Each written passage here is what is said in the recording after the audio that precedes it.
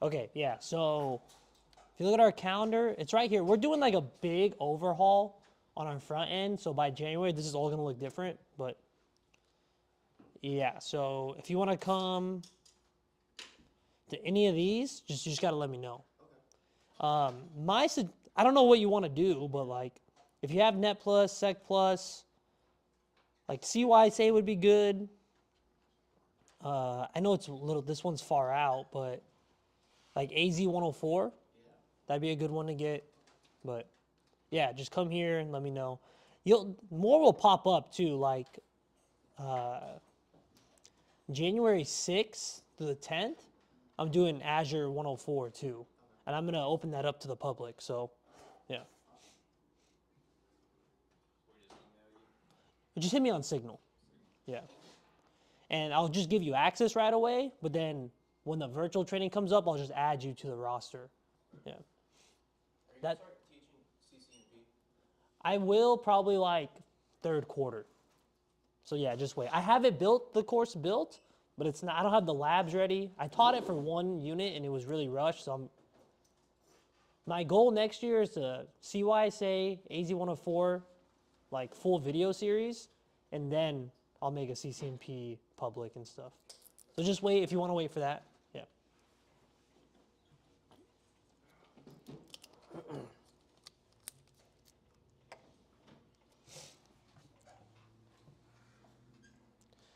Okay, so let's go over a few things, guys. So we're going to be testing out Friday and Saturday, all right?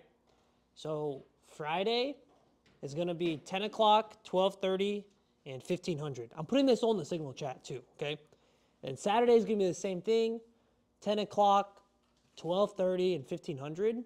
It's going to be about 12 packs each, okay? So 12 packs per time slot. There is no requirement for you guys to test this weekend, okay? If you don't come test this weekend at my facility, that's totally fine. We're going to give you a voucher. It's going to be on your account, and that'll last about a year, the voucher. Or you can tell me to hold off on ordering a voucher, hit me up later, and then, I'll order it whenever you tell me to. My recommendation is come test with us. I think you'll be fine. But if you don't feel ready, that's okay. Just to clarify too, in case Cisco ever calls you and is like, oh, where'd you test? Sometimes they do audits. Trepa Technologies does not do the testing. When you go to my office, it's going to be another proctor there, and it's his test center. It's like second SFAB on base. They bring their test center here to my office. Sound good, guys? So if anyone asks, like, yeah, you took the test physically at my office, but it was not our test center. Because I can't train and do the testing. That's like a conflict of interest, right? So we have to like coordinate with third parties to come do the testing. Just want to make that clear.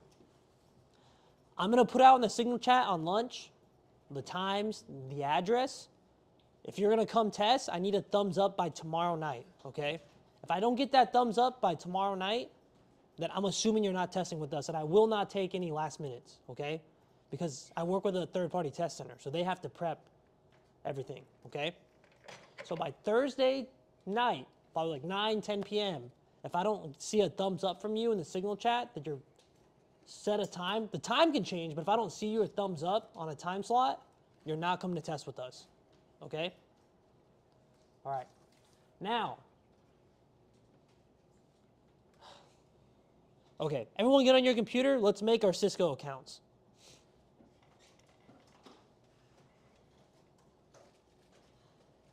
Now, every time I do this, I don't know why, but there'll be a few people that get like their accounts suspended because Cisco thinks it's like, I don't know, but this is going to happen. If it happens to you, you have to reach out to Cisco and tell them like, hey, I'm not a bot. I'm a real person trying to make an account. Okay. So everyone go to Google. You can do this on your phone too. We're going to type in Cisco Pearson View. This is different than your CompTIA account, okay? So Cisco Pearson View. Has anyone ever taken CCNA before, like gone to a test center? Okay, you guys might have an account already, so sign in, don't create. All right, so come here. It's going to be the Pearson View link, okay? Continue to log in. And then you're going to sign up, okay? I'm just going to log in here.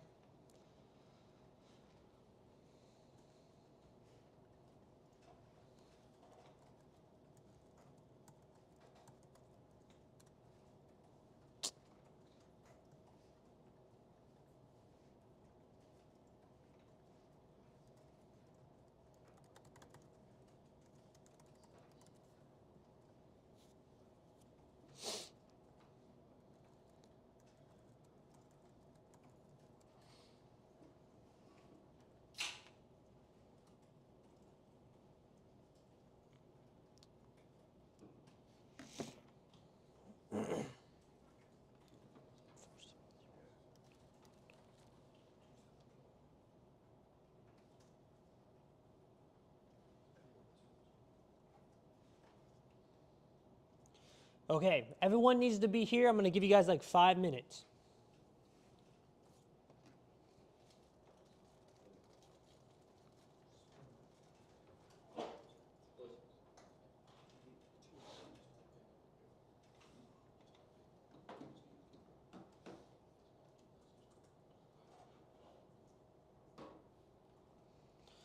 On our Signal chat, I just added the proctor, so I'm going to have you guys send something in there for him once we all get here.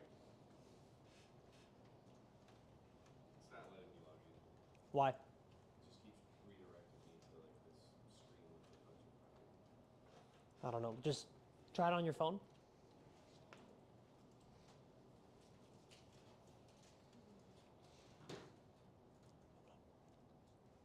Remember, guys, I'm not representative of Cisco either, so if their site's like giving y'all issues, I can't control it. What's up? I was looking for a mailing address, and it says no PO boxes. So if I said like my home address, like a different state, would that be like a big deal? No, dude. Oh, if you're gonna send me something I would need right away. No. If you pass, they'll send you a real official looking one, but you can get your cert PDF version right here. Yeah.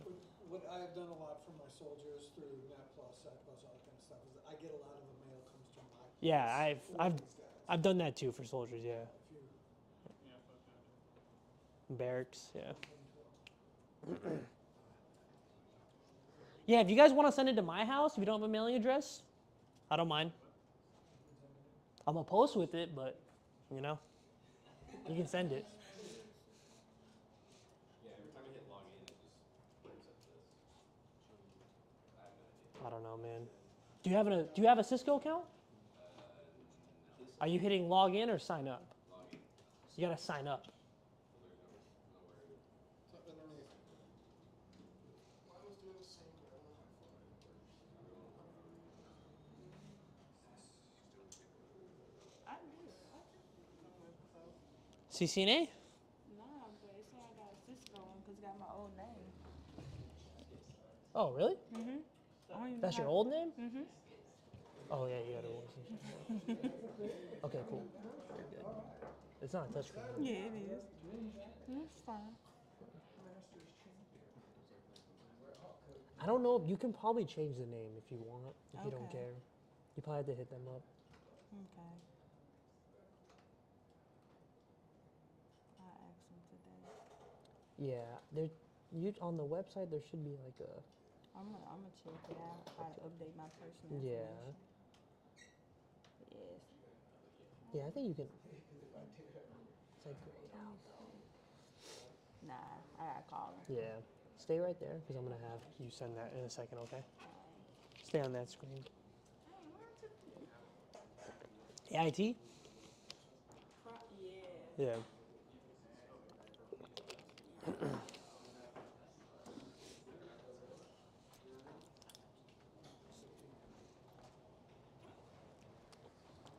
Let me see what it's doing for you. Yeah, it's being fucking weird. So like, I go to the main screen, I'll hit log in. Like, you gotta go to Find Cisco. So like, yeah, go to Cisco.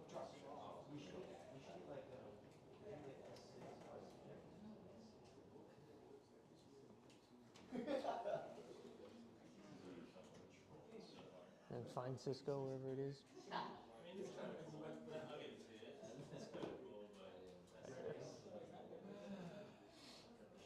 Now go through it. So sign up, right? Yeah.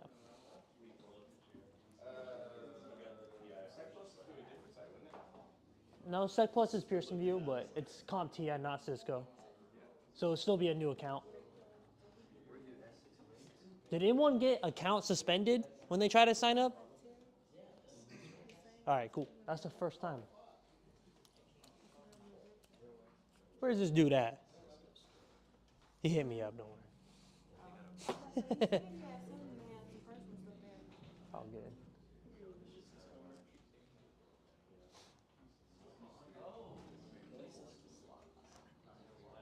I can't find where it's asking me to sign up at.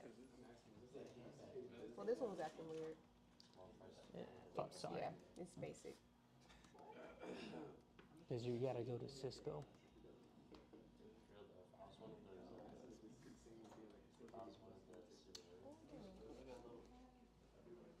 Is this like, you know, when it, Sherman, you know, last time Security Plus? Yes, come test tomorrow. Come test Friday. Friday? Yeah, because I want to fucking chill on Saturday. But I don't care if you come Saturday either. Yeah. No worries. I might have to come Saturday, but I'll see if I can get Friday. I need to come Friday. I mean, there's something happening at Dirtbags. Like, it's gonna be nice to see that big ass thing at Dirtbags, so I might I come fucking hate dirt bags. I know, but like, I love dirt bags, but every time I go there, I see my students, dude. Yeah. Every single time. I hate Dirtbags, but I like the food fucking trucks out. It's cool, yeah, it's cool. But everyone's there. Everybody's there. They're building crazy out there too. Yeah. I live like 4 minutes from there. Yeah. Were you able to get there? The dashboard? Okay, cool. Just go around checking.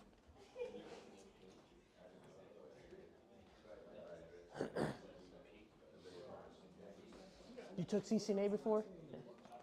No pass? No, I took it. I want to see something. It was like a week long, and it hit quite literally just the late times. So I took Yeah. it like started on Monday. I took it on Friday. Do you remember what like was hard on there? Or what you were like, fuck, I have no idea. IPv6. Was it what we went over kind of? Like how to shorten it? Okay. And then there's a lot of like the Cisco, like their software. Yeah. The wireless stuff. The GUI. Yeah. We're about to do that right now, so.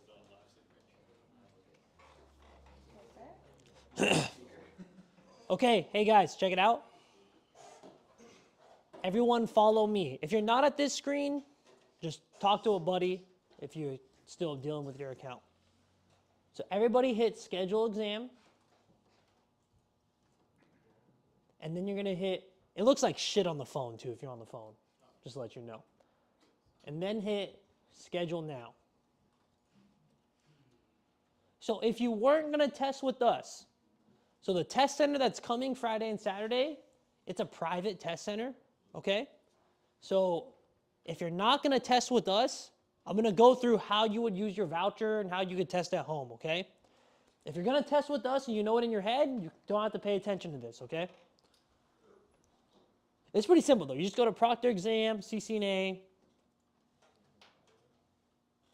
You can do in person or online.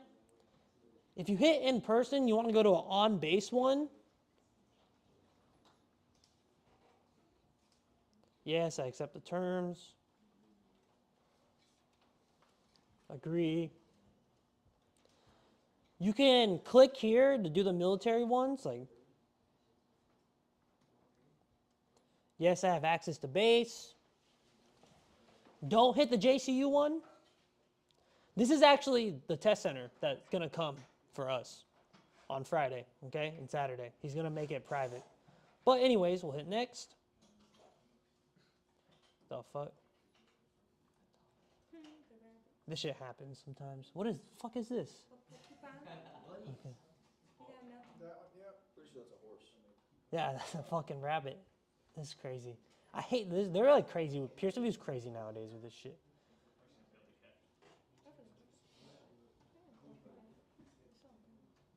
Okay, and then you would just pick a time.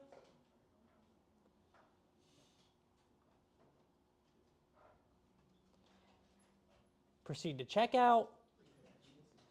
And then this is where you would add your voucher. They would make it free. Okay? Pretty simple. All right, if you are going to test with us, if you know you're going to test with us, come back to this screen, come to my account, and I need you to send in that group chat this number right here, the cert metrics. That's how the proctor will be able to find you, okay? That number is unique to you. Because Thursday night, we'll probably schedule people, so you can walk into the test center Friday, and we just got to take your photo and be good to go. Or Saturday. So on by the test center on the military base, you can pick any of these except JCU? Well, you can pick JCU, but they're going to call you and be like, you can't come in here. Yeah. So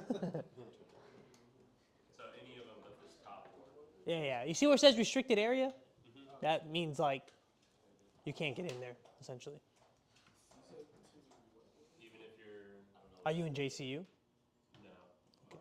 They're in a restricted area. Restricted compound or restricted area? Some of them are... Compound. Oh, I see what you mean. Okay. I don't know, man. The guy who runs it don't let people come there. I know him. His name's Joe Gaskin. So what do we do with that number? When we get that number, Send it in the signal chat. Yeah. Did you just grade? Take a photo of it or just type it out. Probably take a minute. How long, if you just grade one, does it take a while for you to get your number and ID? No, you gotta, were you following along? Oh, touchscreen, sorry. What the fuck? Go back to your dashboard, hit back. You have to hit schedule now. And then go back and you'll have it. All right, now go back to your dashboard. Now check it out. Yeah. Let me see. Is it at the bottom? That's right there. Yeah.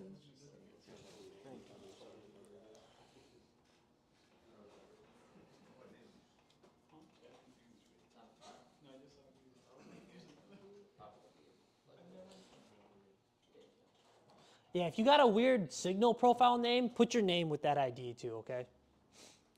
Like my Signal name is Jay, so I would put my name if I had to send that.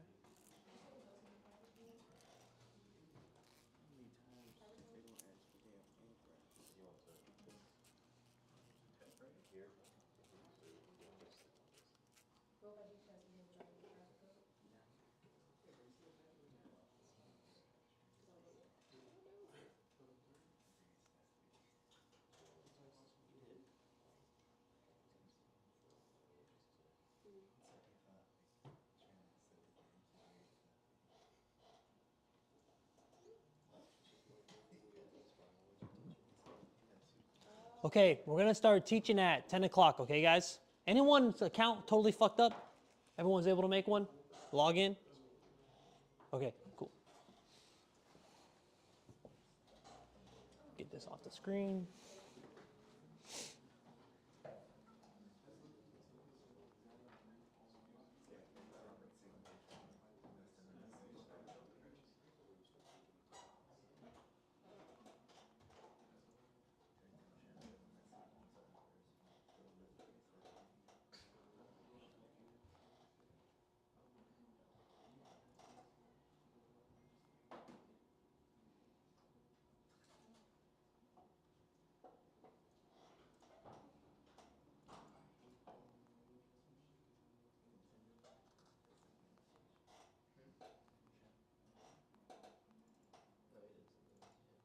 started sleeping.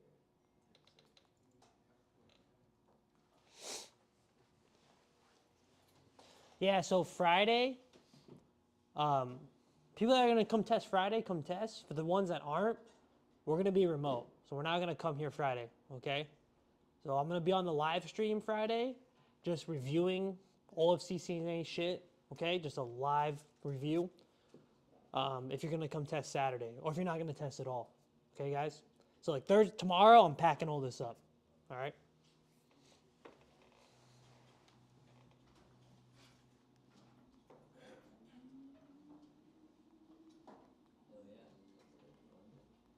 Are you gonna take a test?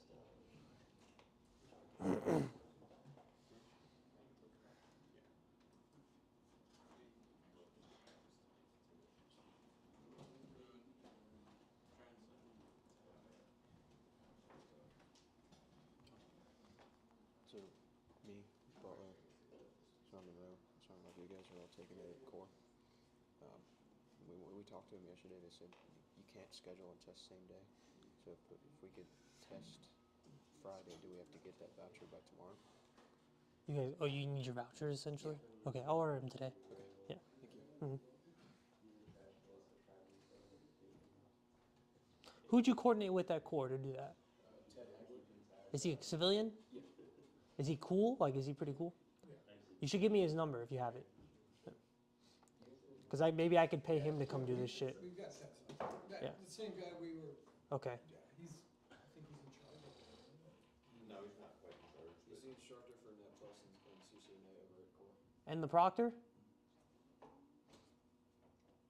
Several of the Let's go instructors school. Yeah. proctor, not I wonder. just- He has another instructor that proctors for his tests, for his. Yeah, that's what. He probably just helps out. He's probably not the actual name on the center. Are they GS? Or are they contractors? Y'all know? I believe they're contractors. No, they've been here for a while. They have been there for a while, but. I just shot you his number. Thanks. Because if they're GS, they probably won't want to like have me pay them to use their test center. But if they're contractors, they'll probably be like, hell yeah. Cool.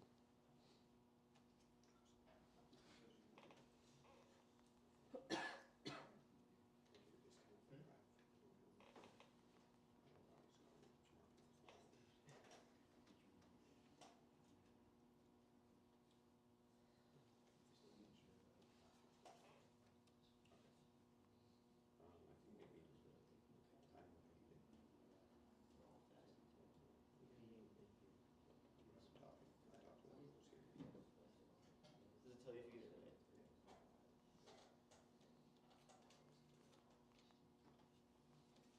Yeah, because it's the Google Plus user. That's the information data, and that's the or I don't remember the exact time, but yeah. So it's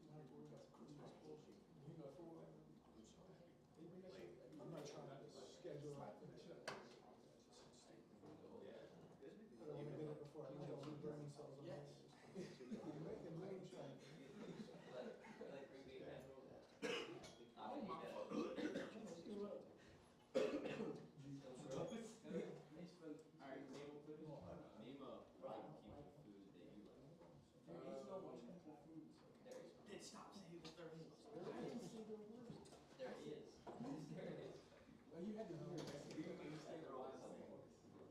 Yeah, I'd say that. You had to be here yesterday to understand why I did this. What was the question? He said, I'll explain. He said, what? I'm not starting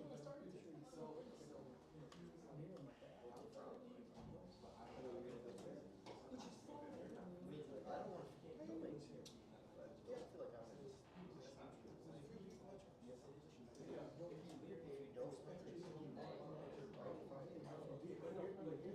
Friday's on the 13th.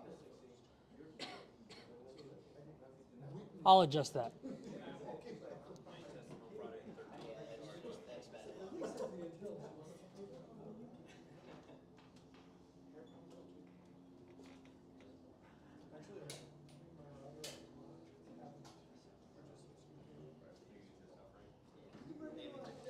Man, why do y'all pick the latest times? So annoying. It's fine.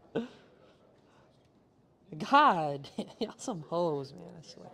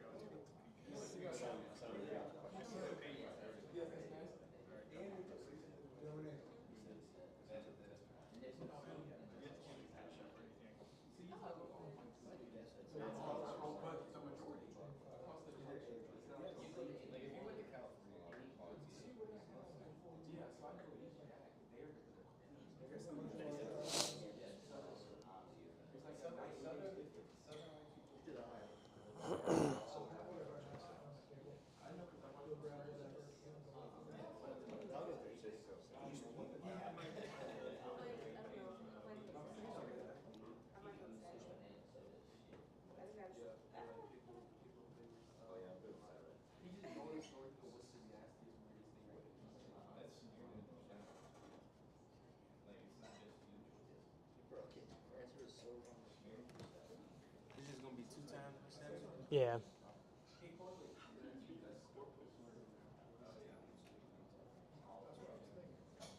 There's gonna be earlier days.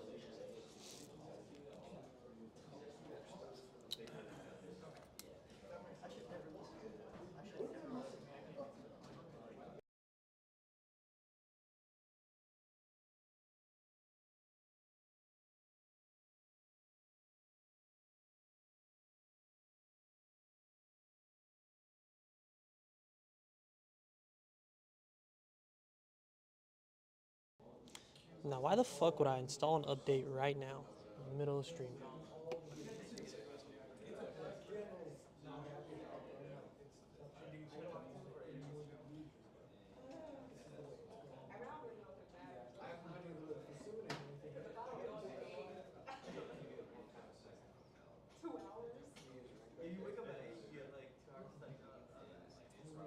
Remember, it's only 12 packs per time slot, too, okay, guys? Only 12 packs. Math is hard. It is. Mr. Bandit, if we were to not test like Friday or Saturday, is there still possible to test with you like after your Only if I have a boot camp coming up. And I don't have a boot camp coming up to test Cisco stuff. Those virtual training, there's no boot camps for that. I don't have one coming up essentially, yeah.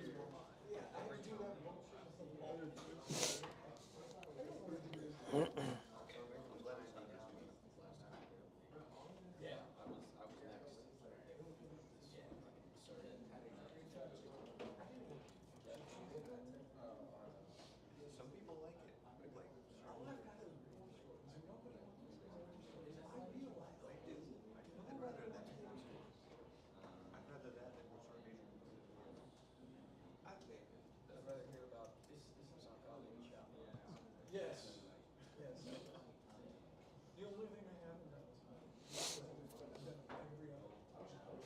To include small pivoting with a ball and extract in my medic bag, which I still think is a stupid shit. Lead truck driver in a convoy, I'm like, I'm a medic. Stop. I'm not going to do that. Just so you know, if you're on convoy, you always get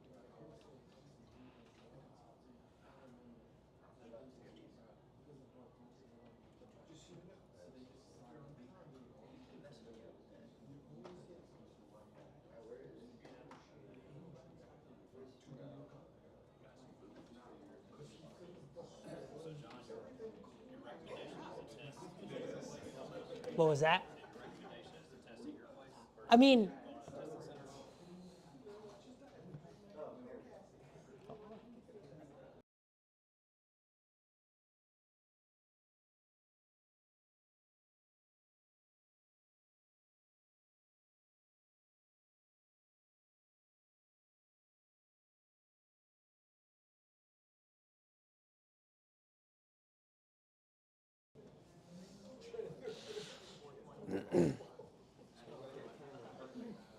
all right, guys, let's go over some wireless stuff. So this is a big, well, on the exam objectives, it's about 10%, but you see it all the time on the exam. You're going to see a fuck ton of wireless. You're going to see questions about the GUI, which we're going to go over as well.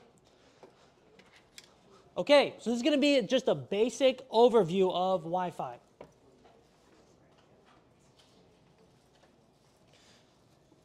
Okay, so wireless networks overview. Wi-Fi is a common term you're going to hear when talking about wireless communication. Really, as a wireless engineer, we look at things in the RF spectrum, and then we look at things as wireless local area networks. So how do we build wireless local area networks? How do we scale it out? And what does our RF spectrum look like? What bands do we operate in? And we also talk about like the actual, what antennas should we use?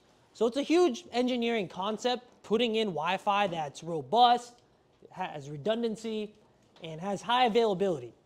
For the CCNA, we just got to go over some key concepts and memorize some key things to pass the exam, though. So wireless local area networks have three major components. Of course, we're going to have our Wi-Fi access points. So that's going to be the hardware that's propagating Wi-Fi signals, which operate in three major frequencies: 2.4 gigahertz, 5 gigahertz, and 6 gigahertz now. So we talk about Wi-Fi signals, that's really just RF. That's on the spectrum, so of radio frequencies. So we're going to have a set standard for Wi-Fi, which again is at 2.4 and 5 gigahertz and 6 gigahertz range. Then within that range, we're going to have channels that have a min and maximum bandwidth. So for 2.4 gigahertz, that's going to be 22 megahertz. That's the channel length, okay? Other key component, a Wi-Fi enabled endpoint. So obviously our endpoints that can communicate over Wi-Fi. And then we have a wireless term here called the distributed network. Why is this not working? Hold on. Oh, because it's in white. Okay. So the distributed network, that's going to be our wired stuff. So you can think about wireless just as a way to get your Wi-Fi enabled devices connected back to the wired backbone. So our wired backbone is called the distributed network in Wi-Fi. So wireless local area networks use radio frequency and set channels that contain a standardized frequency range in which Wi-Fi enabled devices can use. Another key component is going to be the antenna. So every access point, even if you don't see it, is going to have an antenna. That radio antenna may sit inside the access point, and those antennas are going to be propagating our signals a couple different ways. So we're going to have unidirectional and omnidirectional antennas.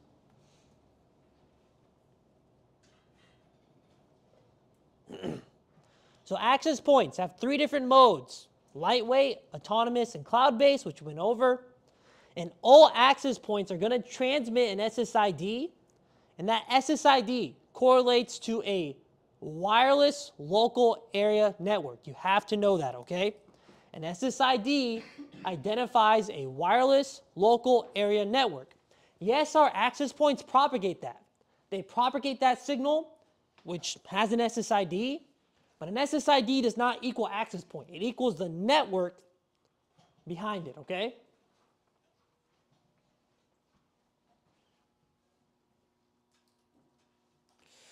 Let's go over some basic terminology. So ad hoc. This is going to be peer-to-peer networks. So this is like if I set up my computer and this computer, and they both propagated a signal, and we talk to each other. That's called an ad hoc network or an IBSS, Independent Basic Service Set. It's like peer-to-peer. It's like Cat5 to Cat5, but instead we're using Wi-Fi, okay? Basic service set, that's going to be a single SSID. So here, we're all connected to the I Hate Jason Wi-Fi. So the basic service set that we're all communicating on is that wireless network, I Hate Jason, that SSID.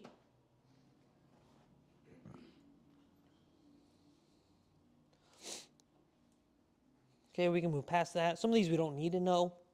The basic service area, now this is talking about more on the spectrum. The basic service area is how far does that Wi-Fi signal propagate to, and where can our Wi-Fi enabled endpoint actually get service? So if we go to the parking lot and we can't see the I Hate Jason Wi-Fi anymore, then that's not part of our basic service area. There's a lot of different things that are going to adjust your basic service area. One is going to be the type of antenna. Two is going to be how much power, how much wattage you have, okay? This is kind of similar to what you guys use. This is a parabolic antenna right here, and you kind of see its spectrum, right? It's going to have a nice beam right here, but the basic surface area does spread out a little bit, okay, for the actual RF coverage. Now, when you're shooting 32,000 kilometers up in the atmosphere, you need a lot of power, right? So what creates that power, guys, in a ground antenna? Buck, HPA? Damn. Y'all know what an HPA is, right? All right. You know what a buck is? All right. A buck does what then?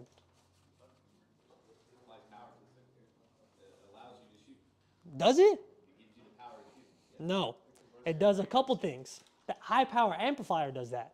A buck takes IF to RF, which is 950 to 2000 megahertz IF, L band, within the antenna equipment. The block up converter converts that to SHF, super high frequency. You guys call it X band, KU, KA band, right? Anyways. Then the HPA is what's going to give you that extra wattage and power to shoot to that geosynchronous satellite. Okay, back to Wi-Fi though. Y'all should know that though. It's the basics, like basics. A private out of AIT should know that.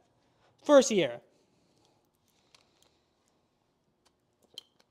You gotta notice, I come from a SATCOM background, so like Wi-Fi and SATCOM, very similar. It's all just RF, right? RF theory for radios, Wi-Fi, and SATCOM is all pretty much the same. There's a contractor in our live stream that literally works at a SATCOM hub too, so I'm wondering, anyways. Okay, SSID, that's that unique name given to a wireless network. It's 32 characters max length, okay? Write that down. And it can be represented in what two formats? ASCII and hexadecimal, okay? I think the first day I went over that, but you didn't know that.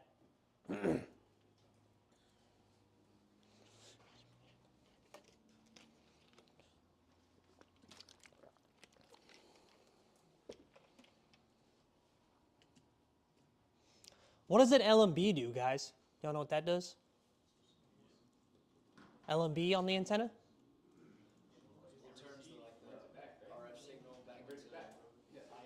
That's right. And it filters out extra noise, you know. Okay. Y'all know what SHF is though, right? If I say that term? Okay, super high frequency. Okay, we beat that over the head. Distribution system, again, that's just the wired network backbone. Not probably going to be on the exam, but if you're talking to engineers, they might say that term. A controller. So a controller is only used in lightweight access points, okay? The wireless LAN controller, that's what we use to control all of our labs, right? That's going to send the profiles, that's going to manage, that's going to control all of our wireless local area networks and the access points.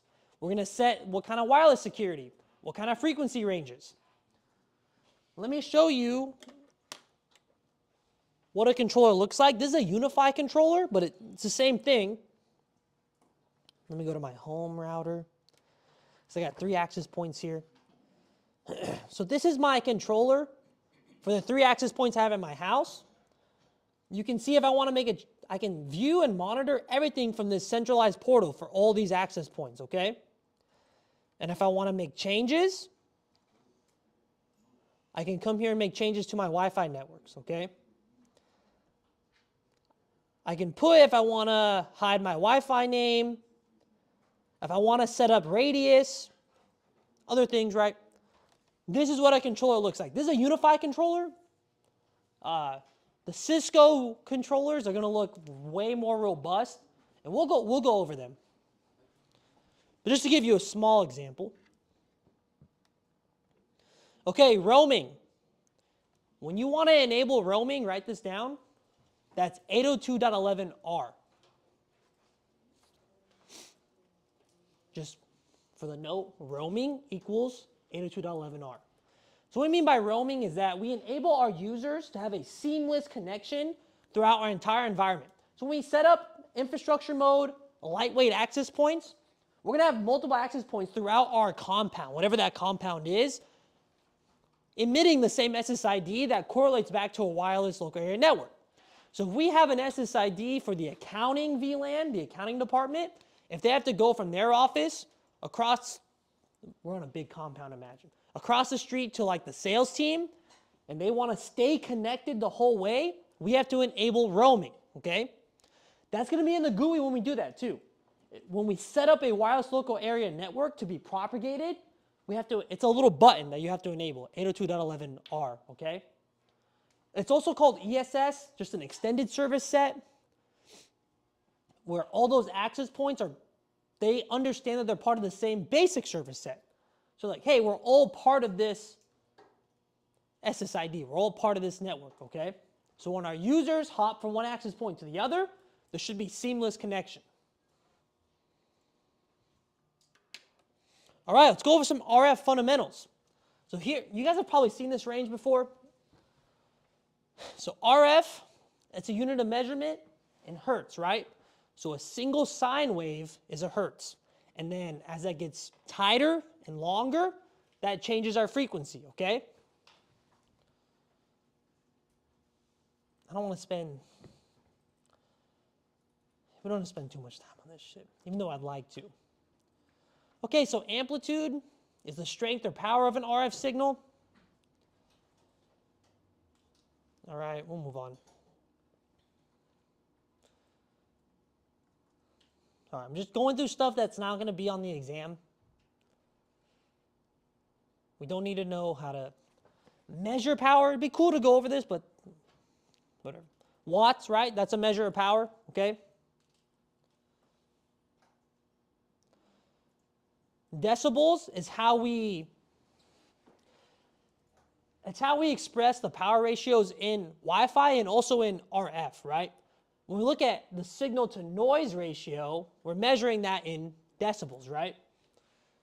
We're just gonna move on. We don't need to go over that. If you wanna get into this a little bit more on my YouTube videos, I go through the algorithm and how to actually determine SNR, okay, antenna fundamentals. We don't need to go over ERP. We do need to know this though, the different types, okay? An omnidirectional antenna is 360. Now this is, in a perfect world, it doesn't actually propagate like this. An omnidirectional antenna will be more likely something like this. If we have it, little antenna, it'll be like this. That's what an omnidirectional antenna looks like. You see the little right there? That's what we won't have. But this is like in the perfect scenario what it would look like. Then directional antenna, It's exactly what it looks like, right? Pointing directional. So this would be like a parabolic antenna, right? What your ground antennas, your ground stations would have. Or you could have things like this. Has anyone ever set up like air fibers, what they call it? Okay. What would y'all call it in the Army? It's just like a line of sight, a very powerful line of sight microwave antenna, right? That's directional. What do y'all call it? Heat close. Okay. So in the other world, they had that too. Like you work on a farm. My uncle has a farm. We set it up for him. It's pretty cool. We have trailers now. Is it better? Yes and no. It's just this though, right? It's just directional. It's just a big ass hole. Yeah. Stuck up in, it's kind of like the trailers. Yeah. I never fuck with that shit. Okay. Or kind of like the 802.11. This is the wireless frame standard. So when we're in a wired network, we're on Ethernet. The IEEE standard is 802.3. Wireless is a whole different standard. 802.11. 802.11 is going to have three major frames. The management frame, the control frame, and the data frame. Okay? I think in the next slide we'll break that down a little more. Another crazy thing about Wi-Fi, it's actually half duplex. So Wi-Fi is actually going to do carrier sense, multiple access, carrier avoidance. I know it's a kind of a tongue tire, but it's actually half duplex. We send or receive. We don't send and receive.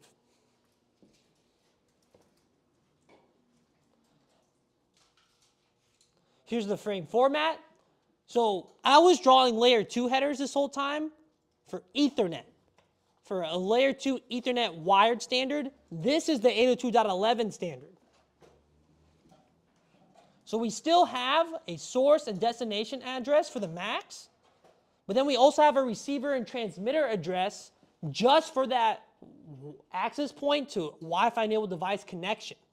And then the source and destination address is what you're used to. That's what the actual switch will track and put in its MAC address table, okay? So the 802.11 frame is actually a little bit bigger, at least the header. We need to get through all this. Okay. All right. Let's go over those three frames. When you first connect to an access point, you're going to send out a probe request. That's going to be an 802.11 management frame. So write this down. When you connect to an access point, that equals 802.11 management frame. Okay? So when you first connect to an access point, you send an 802.11 management frame. Sorry if I'm going through this kind of quick. Wi-Fi can be a whole week in and of itself. I don't want to overload everybody. And right here's the process. So we send a probe request. Access point sends a probe response. And then if we have it set up, we'll do authentication a bunch of different ways. Doesn't matter. But authentication request, authentication response, and then we'll associate. And after that association, now we can memorize that access point and we can always reconnect to it, okay?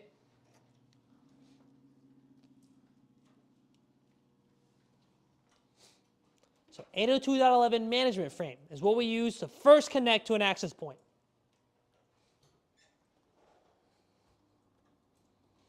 The control frame. The 802.11 control frame is going to tell us when we can send data. So this is our flow control. So this is the actual flow. So request to send. So we have PCA, PCB. They're both going to send a control frame, a request to send. We see there could be a collision there. But what's actually going to happen is we're going to have a request to send. The access point is going to give us a clear to send. And then we send our data. So that's what the control frame is doing. It's letting us know when and when we cannot send data to that access point. Now you may be looking at me like, well, we're all on the Wi-Fi. We're all on the internet at the same time. Yeah, this happens in like microseconds. And modern day access points have something called MIMO, where we have all these different radio channels that we can talk on. So even though it's half duplex, you may have your own little frequency set. Anyways, let's move on. Okay, and then the data frame, that's just where we're sending our data. That's our actual data payload that'll be attached to this 802.11 frame. All right, sweet. Let me show you guys a few things.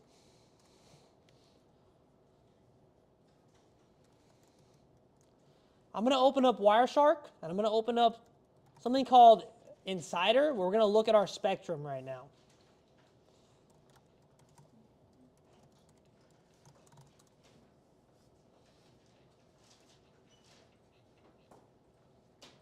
Okay, so if you guys ever want to do packet captures on your Wi-Fi, Wireshark, anyone know what Wireshark is? Okay, it does packet captures. Wireshark by default, though, can only capture 802.3 Ethernet frames. So I don't have it set up because on MacBook it's a pain in the ass, and I just haven't done it. But if you want to capture Wi-Fi, you actually have to go into Wireshark and tell it we want to capture 802.11 frames. You got to install a bunch of extra shit, okay? So I'm going to do a packet capture right now, and what Wireshark does, it actually just creates a made-up Ethernet frame. But that's supposed to be 802.11. So if you guys are trying to do packet captures at the house, or just anywhere in general, you have to actually pre-set it up to capture 802.11, all right? Just a little aside. There's also things like, have you guys ever heard of Hack 5? I'll show you. They actually sell these like Wi-Fi pineapple devices that will allow you to capture Wi-Fi frames, okay? And you can actually see the whole association control frame process. If you ever want to buy some of this shit, you know, sometimes it's fun if you're into that. Anyways. So this application called Insider, y'all see that? Very clever naming. It's like NSSID-ER, Insider. But we can see all these, the whole spectrum here. So we have this one called This Class Sucks, okay? So if you try to hide your SSID, this is why it's kind of pointless, because all it takes is just a little analyzer like this to see all the hidden SSIDs, okay? So we have this printer also giving off Wi-Fi, right? So we could technically connect to this printer. And the higher, right, the higher this signal, the better it is. So we can see here in the 2.4 gigahertz range, these are our bandwidth channels. So we see this one, Hats and Salute Building. They're actually doing channel bonding. You see how this blue line's bigger than everything else? So typically, where's my pen at? Typically, in 2.4 gigahertz range, every channel, we have channels 1 through 11.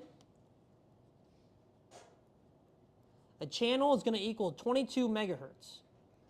Okay? So what we want to do to make sure we don't overlap is we're going to have 3 non-overlapping channels in the 2.4 gigahertz range. Write this down. 1, 6, and 11. These are going to be the non-overlapping.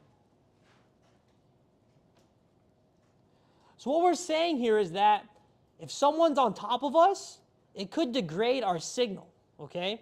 If they're all using the same channel as us.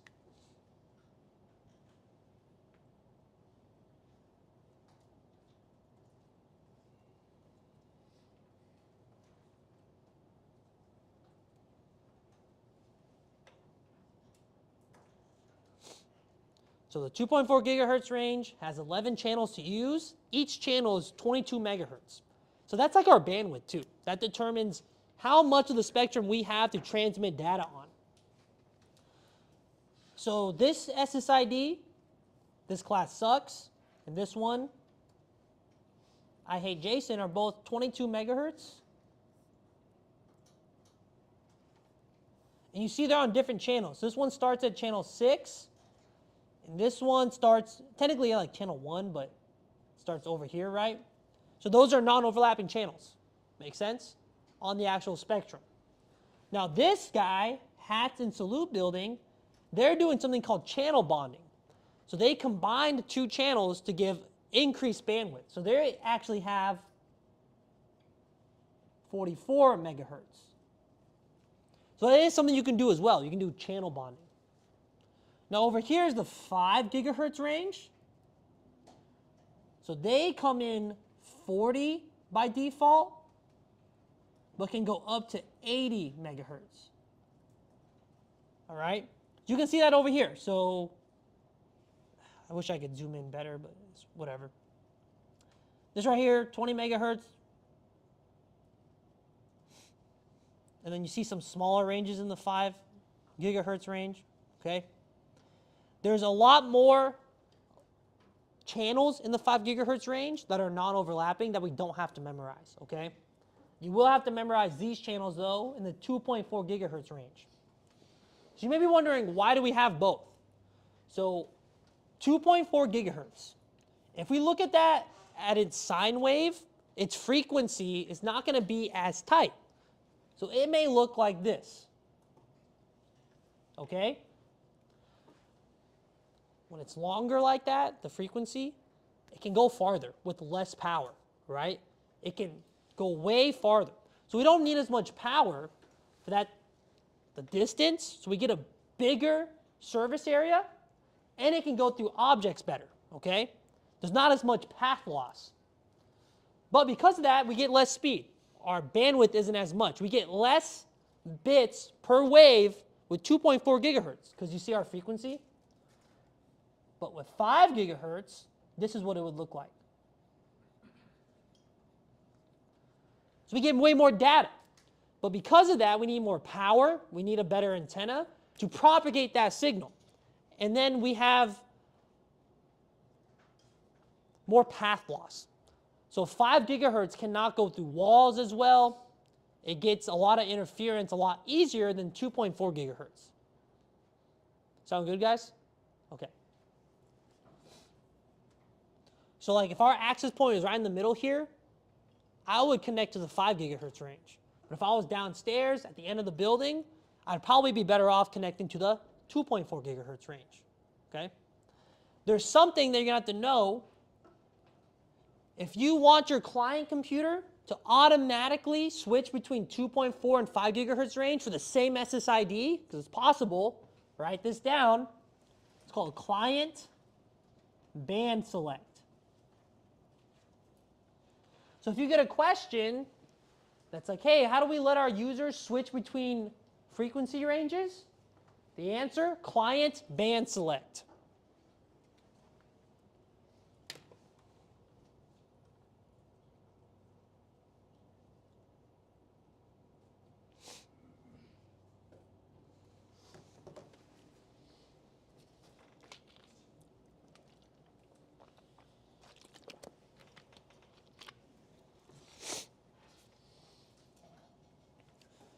Okay, let's go ahead and take an 8-minute break. Let's come back at 10:40, and we'll move on.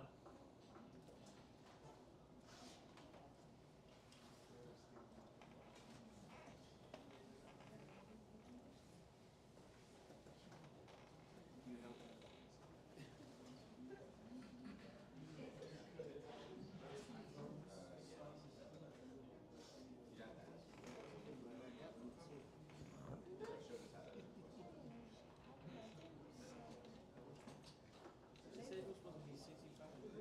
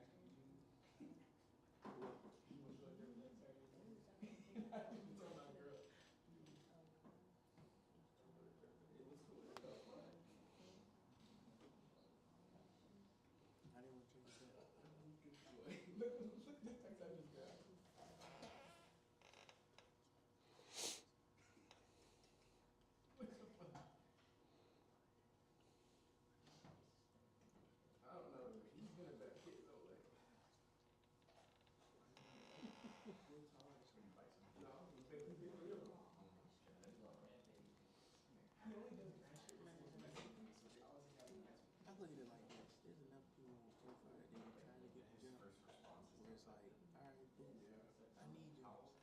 And they be looking over me.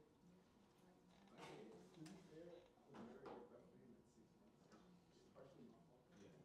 So when he was 8 months and and I think he was like 8th grade, he had a hangnail in his tooth. He didn't use his face until it came out. Yeah, but he was like a very sensitive kid. Yeah, honestly, if I got fixed, like we have to come back to the normal. This girl started crying next to him. Yeah, I brought my father to it. Yeah, he became. It's sick. I sit in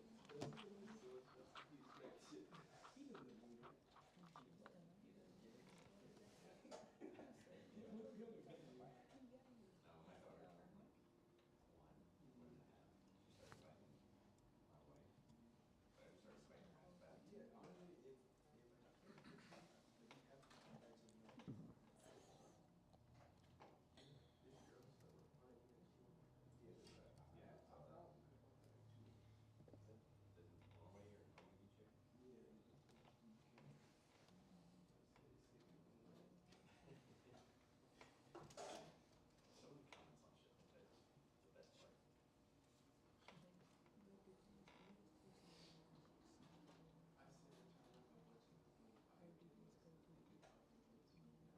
I ain't gonna lie.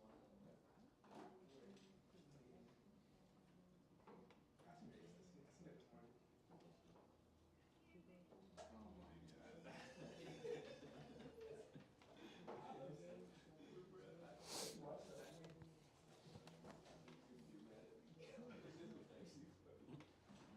Fucking rap. So rap when he got the permission. So you see, like he was talking about like Popeye chicken sandwich. He said that his Popeye chicken sandwich is hard.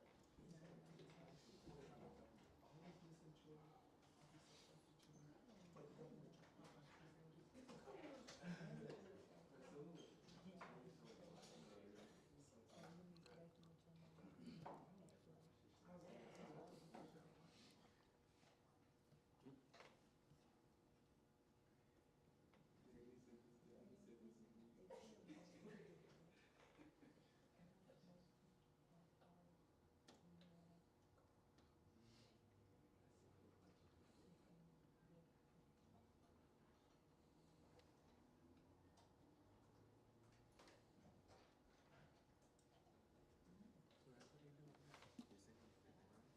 that. Or what they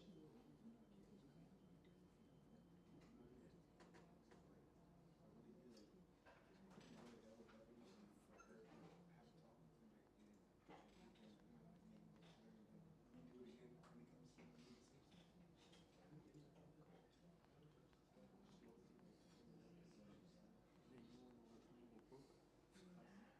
Who gets a point? And then you won't know if you were broke. That's all. Yeah. See, I guess I have to watch it. Because I go into those places just to see the shit. It's not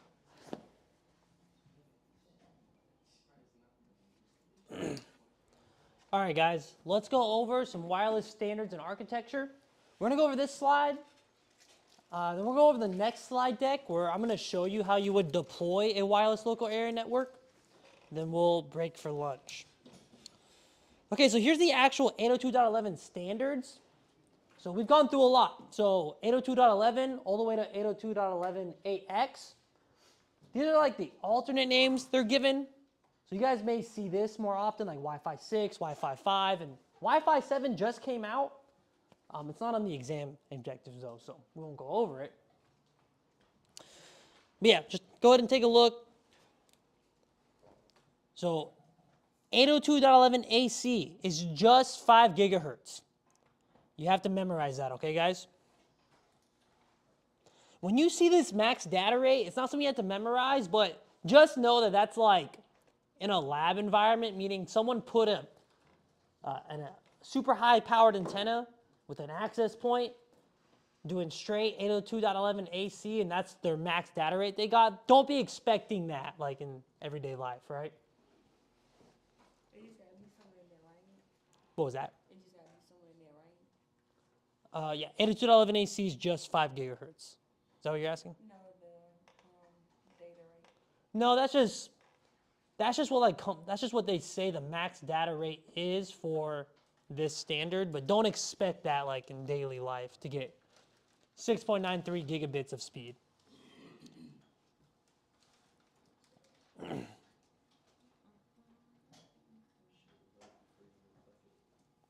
Okay, let's dive into these modes just a little bit more because they may ask more in depth on the exam.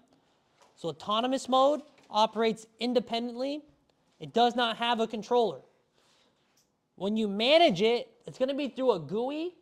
It could be through a CLI as well. But remember, this is going to be on a one-by-one basis. So if I have 3 autonomous access points, I need a GUI into each individual one, okay? So autonomous access point operates independently, and it manages everything with the wireless local area network, from the actual Wi-Fi, the security, and the management, okay?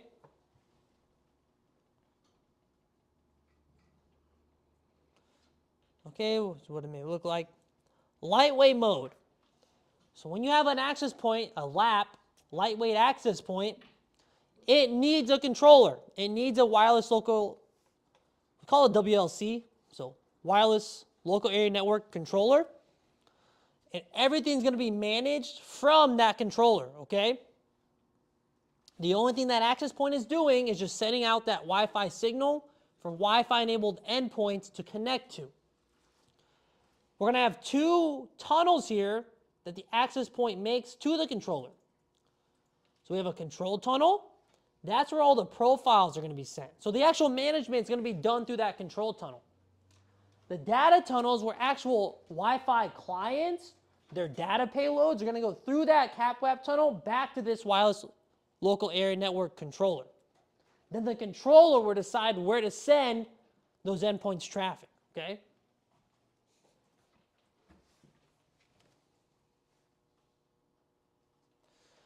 Let's go over something real quick. That's going to be on the exam. So if these Wi-Fi clients, they're both connected to this access point, and they want to talk to each other, even if they need to send a direct message to each other, their information is going to go over that data tunnel, okay? These tunnels are wireless. They're actually encapsulated. The CAPWAP tunnels are going to go through the distributed network, but it's encapsulated. It's my live chat. Ahmed's in there. What's up? Is it possible to have the controller embedded with the No. access point? No. They don't make any like that? So, I mean, there may be a product out there that has a controller that has like antennas coming off it, maybe for like a small network, but that's not like, the controller is going to be a dedicated controller sitting in a data center. Yeah. So both Wi-Fi clients, if they're going to go through this data tunnel, by default, that's the default behavior, unless at this access point, we configure, write this down, Flex Connect.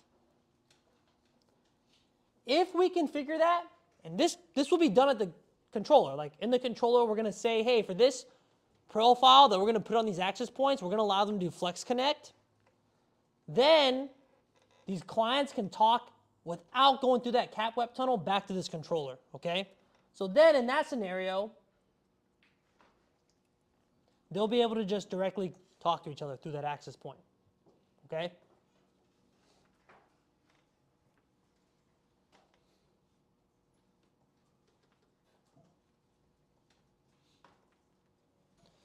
Additionally, when we configure that, guys, this lightweight access point is going to be connected to a switch. Remember we told you access points are connected to access switches, so layer 2 switches. Right here, if we configure Flex Connect, if this connection between switch and access point is going to be a trunk. You need to know that as well.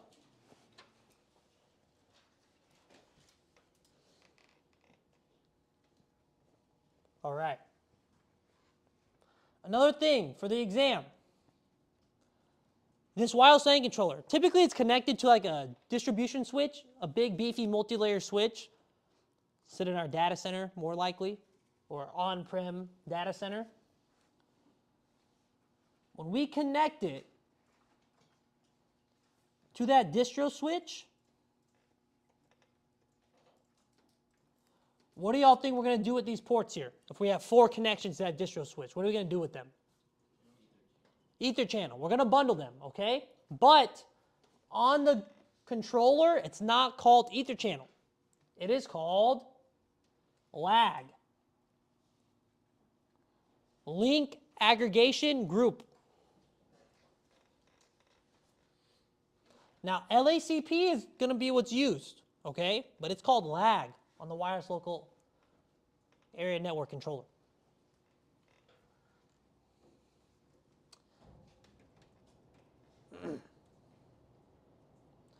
One key note here, it's really weird, but you got to know this, is if we set up lag,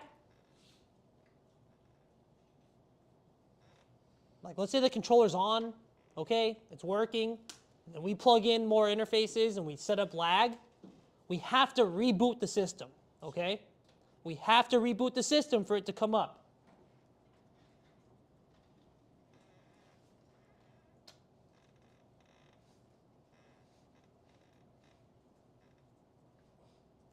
Man.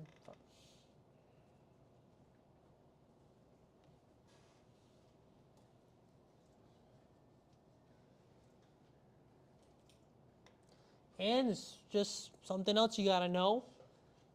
You only need one physical interface working for lag to come up. Just one physical interface.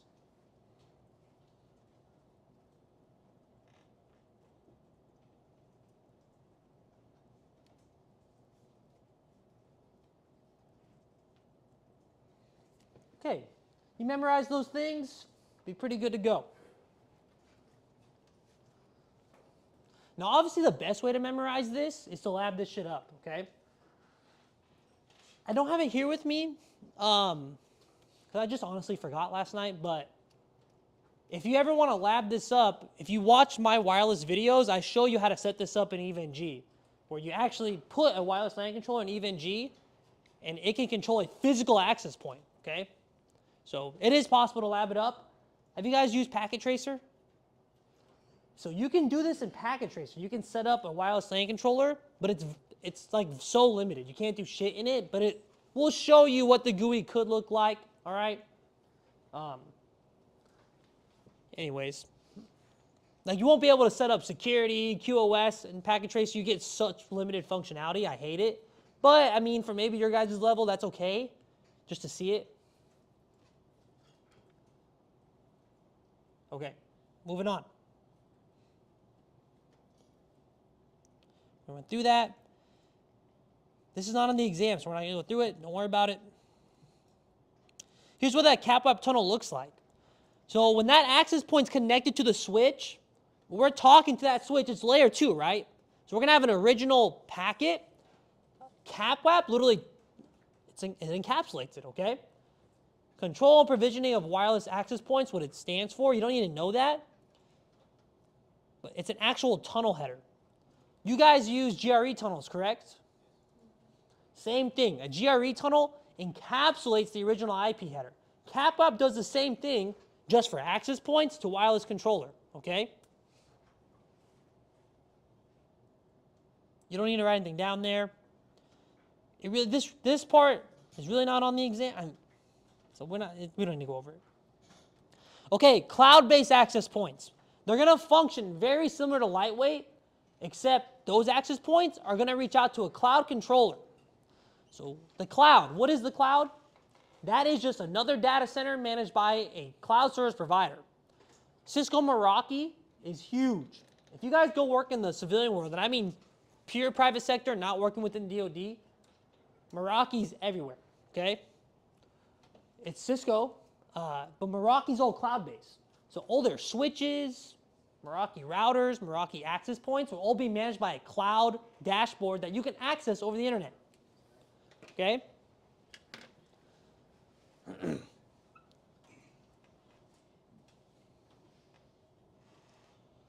Okay, we'll move on. Here's what controllers look like. Damn, is this on? Essentially, what you need to know for wireless LAN controllers is you can have like a primary and a backup, okay? So you can have two wireless LAN controllers set up in a high availability, is what we call it. And you're gonna have one that's hot and one that's on standby. So the hot one will be actively managing access points and their CAPWAP tunnels. Then the standby one is gonna have the same configuration, and it's gonna be tracking all those CAPWAP tunnels. So if the hot one fails, it can automatically take over, okay? We call that SSO, so stateful switchover. It's not gonna be in the exam, but whatever. Maybe it's good to know, yeah? All right, let's move on.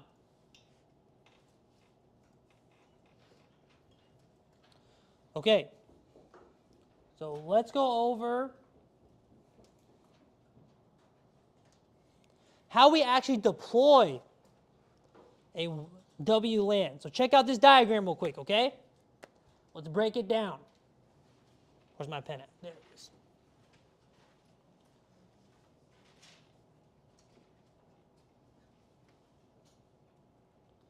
All right. So check out what we got here. We got 3 networks. So that means we're going to have 3 wireless local area networks.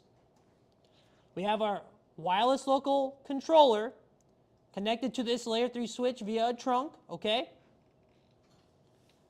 Then we have 2 access points here. So you see our access points? By default, this is the default behavior. We put them in an access VLAN. So this is our management VLAN that we'll use to manage our switches, but we're also going to use it to give that access point connectivity. So right here and right here, that would be under VLAN 10. And then both these access points are going to be propagating 2 SSIDs that correlate to 2 wireless local area networks, our sales VLAN and our engineering VLAN. Okay? It's a very basic setup here.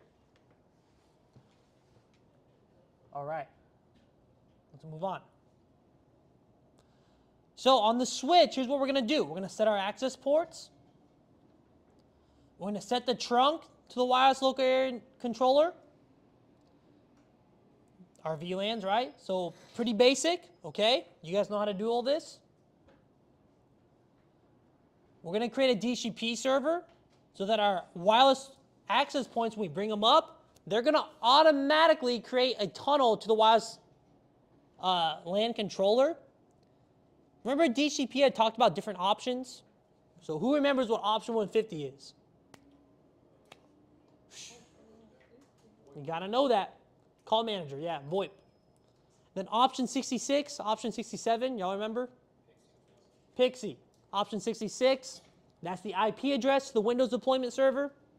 Option 67 is the file path to the actual image. So option 43 is something we can set so when our access points get an IP address, they'll get this option that points them directly to the controller so they can automatically connect to the controller, okay?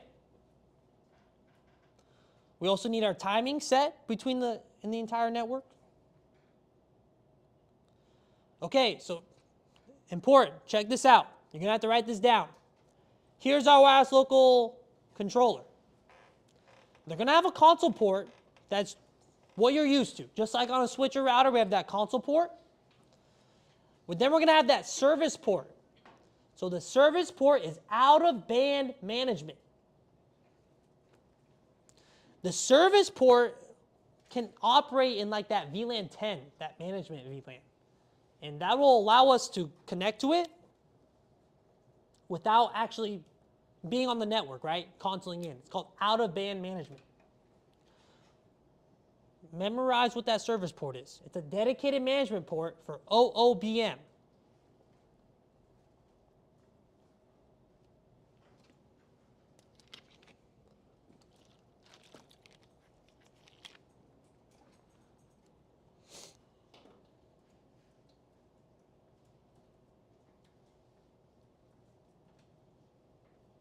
Don't worry about those.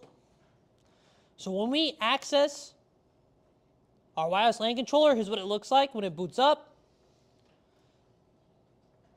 We hit escape to access the boot menu, and then we got to select what image we want to run. It's like an iOS, an operating system, okay? Just like a router or switch, but we have to do some extra steps. So this gives us a boot menu. This is very similar like the BIOS in a computer, okay?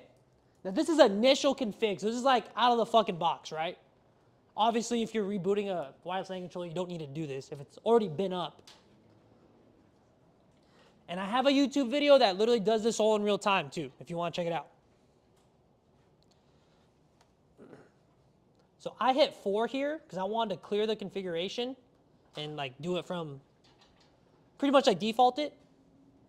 We got to set up some information here. So our IP address, we're part of VLAN 10 for management. So that's what I put. I put the management port. So on that wireless LAN control, I had 4 ports. I chose port 1 for management. So port 1 would be called what? If it's for management. Service port. All right, cool. Some other things. Don't worry about all this shit here.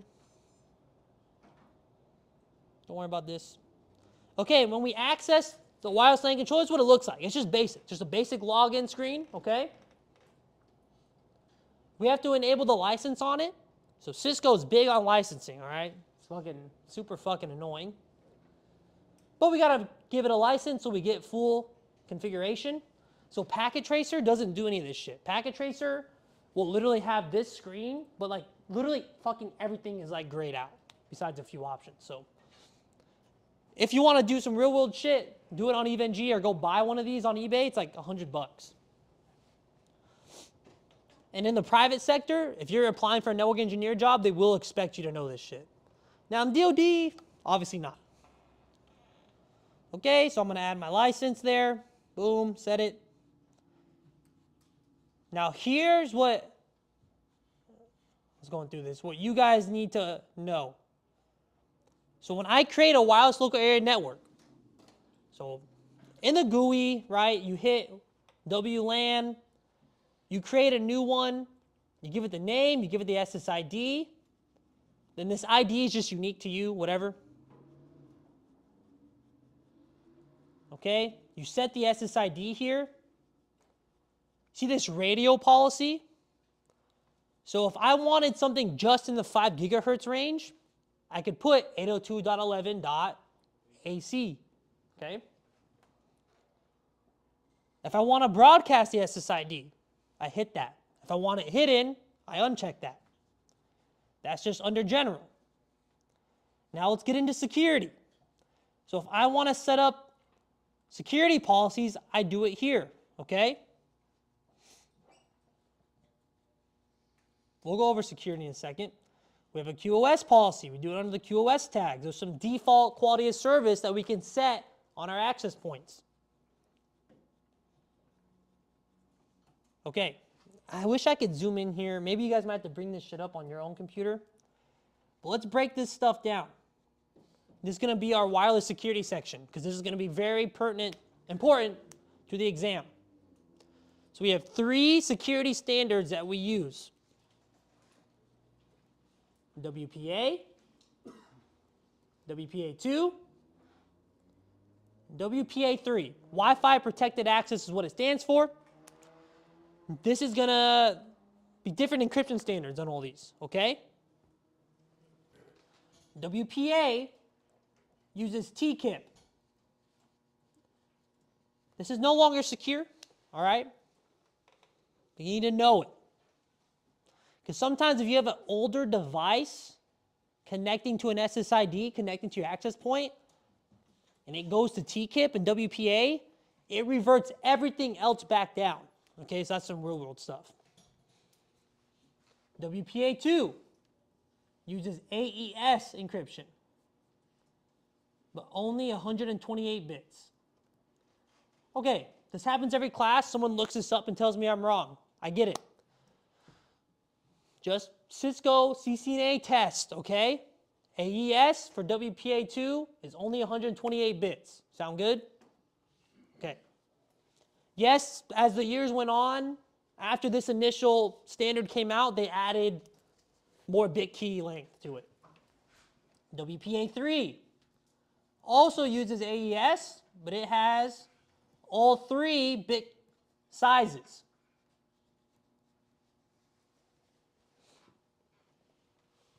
So how do we apply this cipher standard?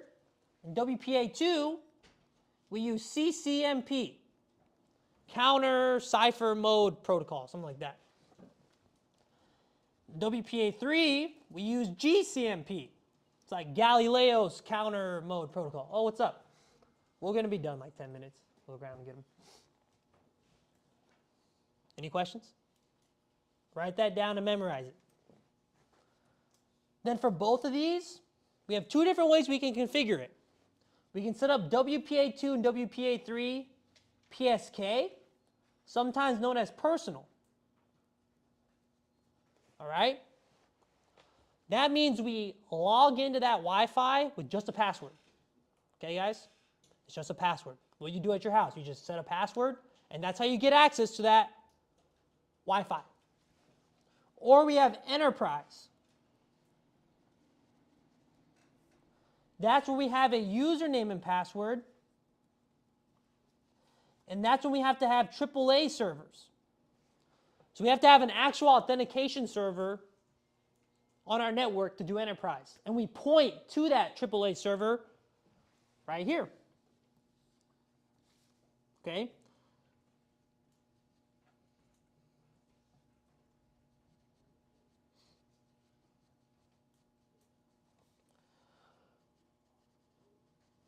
All right, what else do I got to talk about? Oh, okay. WPA3, we have some other enhanced encryption called SAE. It stands for Simultaneous Authentication of Equals, and it helps protect our WPA3 personal networks against brute force attacks, and also gives us perfect forward secrecy. I'll write it down, don't worry. So SAE gives us PFS, stands for perfect forward secrecy. And this enables us against brute force attacks. WPA2 does not have that. It's only for WPA3.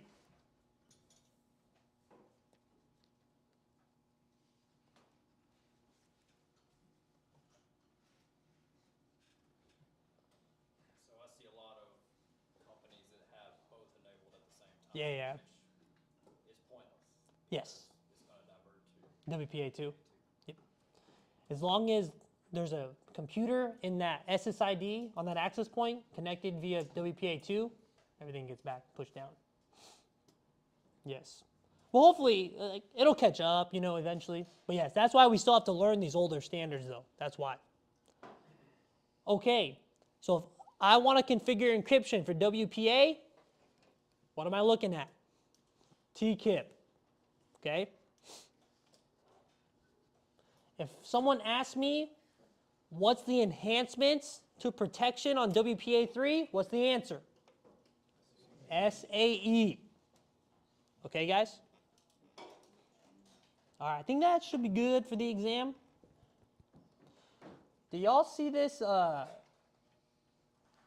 know it's hard to see, but that FT right there, stands for fast transition, okay?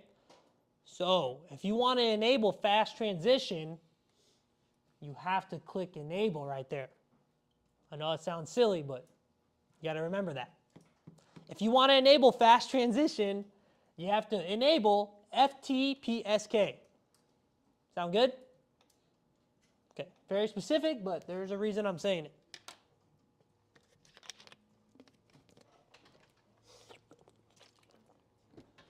What the fuck is this?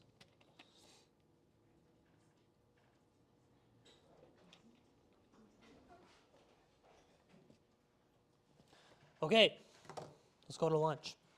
Come back at 12:30. I'm going to go over virtualization in the cloud, and then we're going to be done for the day. Oh, and WAN architecture, so like an hour. tomorrow is going to be all about automation, okay? So come back at 12:30.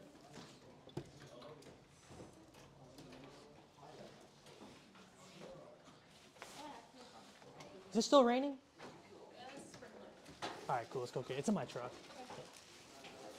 You been here before? Yeah.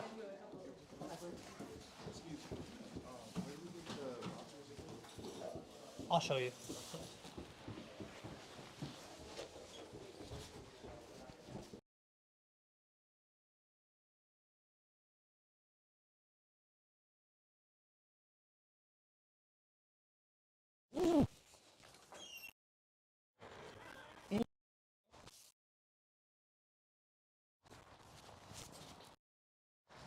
Whew. How's class going? It's going easy, simple Yeah. so far. I mean, I told them like, I was like, I'm just good at research. CCNA. Yeah.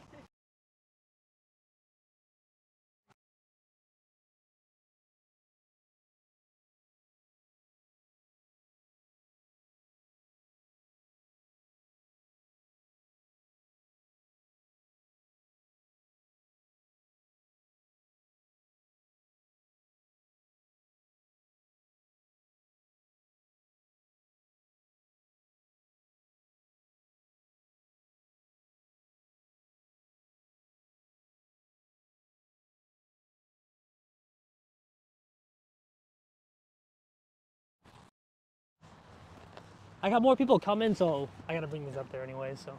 Yeah. Did you still stay here in Fayetteville, or did you relocate? Yeah, I moved back here because we were so fucking busy with the company. I was literally flying here like twice a month, you know. Yeah. So we moved back. I feel like you've been here a while, huh? Yeah, for 8 years. And your husband's in the army too? Yeah, yeah. I think I was kind of like locked in.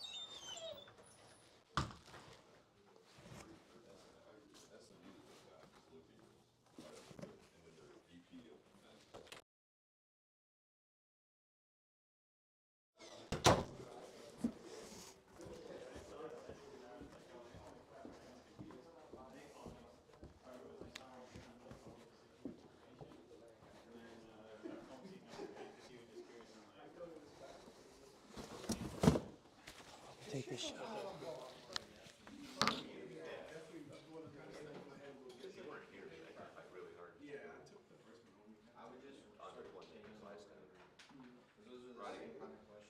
you find an ISO file for the event? What do you mean an ISO file? You mean an OVA or ISO? I mean, you can use an ISO too technically, but I got an OVA on my Google Drive. Okay, that's what I'm. Yeah, he's trying to download, and he's having trouble, and I'm Strong, not the dude. person to talk to. It's sitting right in front of us. What's up? Yeah. So last night I was trying to download EVG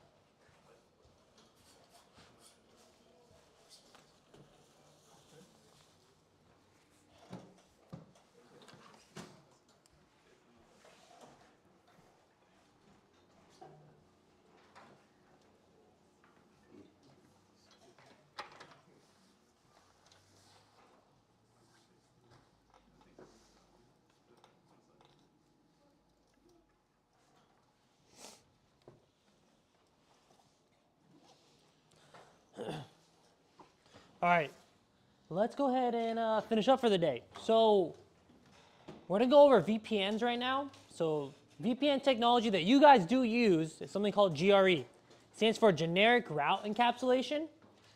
This is gonna give us site-to-site VPNs. We add IPsec on top of that to give it actual data in transit encryption and authentication and non-repudiation. IPsec is gonna have two modes I'm gonna break down that you will have to memorize, okay? GRE isn't exactly on the exam, but we're gonna go over it because it's important that you understand this. This is like your troubleshooting steps when you guys come up on your kits. So let's take a look at what we got here. So we have two sites that are geographically dispersed, meaning they're not together. So we have a LAN over here. We have a LAN over here that needs to talk to each other. Now if PC1 try to talk to PC2, so PC1 in Phoenix tries to ping PC2 in New York, can it? Will it be able to connect to that? No. Why? What kind of IP addresses are in our LANs? Private. So yes, obviously, if we had a web server here that had a public IP, that would work. But how do we get these two LANs to talk to each other? What we need to do is make them believe that they're directly connected. So here's what we do. If we want to configure GRE, it's a site-to-site VPN. Notice our public IPs here. So CE stands for customer edge. So I have the router in Phoenix. I have the router in New York. They're both going to have their outside interface, their public IP, right? As long as I have connectivity between Phoenix and New York router through that public IP, meaning if I can come to the Phoenix router and ping this .0 over here, 35.50.00, we can create a site-to-site VPN using GRE. So here's how we do it. We're going to create our tunnel interface on Phoenix and on New York. And then under that tunnel configuration, we're going to point to each other's public IP, all right? And then our tunnel IP address is going to be something we make up in the private range, all right? And then we're going to configure OSPF over the tunnel. So we're going to configure OSPF over the tunnel, and we're only going to advertise the tunnel IPs and our LANs. If we do all that correctly, PC1 and PC2 can now directly talk to each other. Now, obviously, this is still going through the internet. So this is an untrusted network, and GRE offers no protection, okay? What GRE does is it allows you to encapsulate your original IP header. It gives you a new IP header, but that's plain text. So typically, I won't configure this, but typically what we do is we add IPsec over GRE, okay, to give it that data in transit encryption. I'm going to define these two modes in just a second. We're going to go ahead and configure this on the CLI. You guys will just follow along for this one. So what I drew up here is exactly the configuration I'm in, okay? So let's take a look at our router. Show IP interface brief. There we go. The ISP router we don't need to take a look at. R2, show IP interface brief. So what I'm going to do is I'm going to drag this over. Let's expand this. Okay, so we have R1 and R2 here.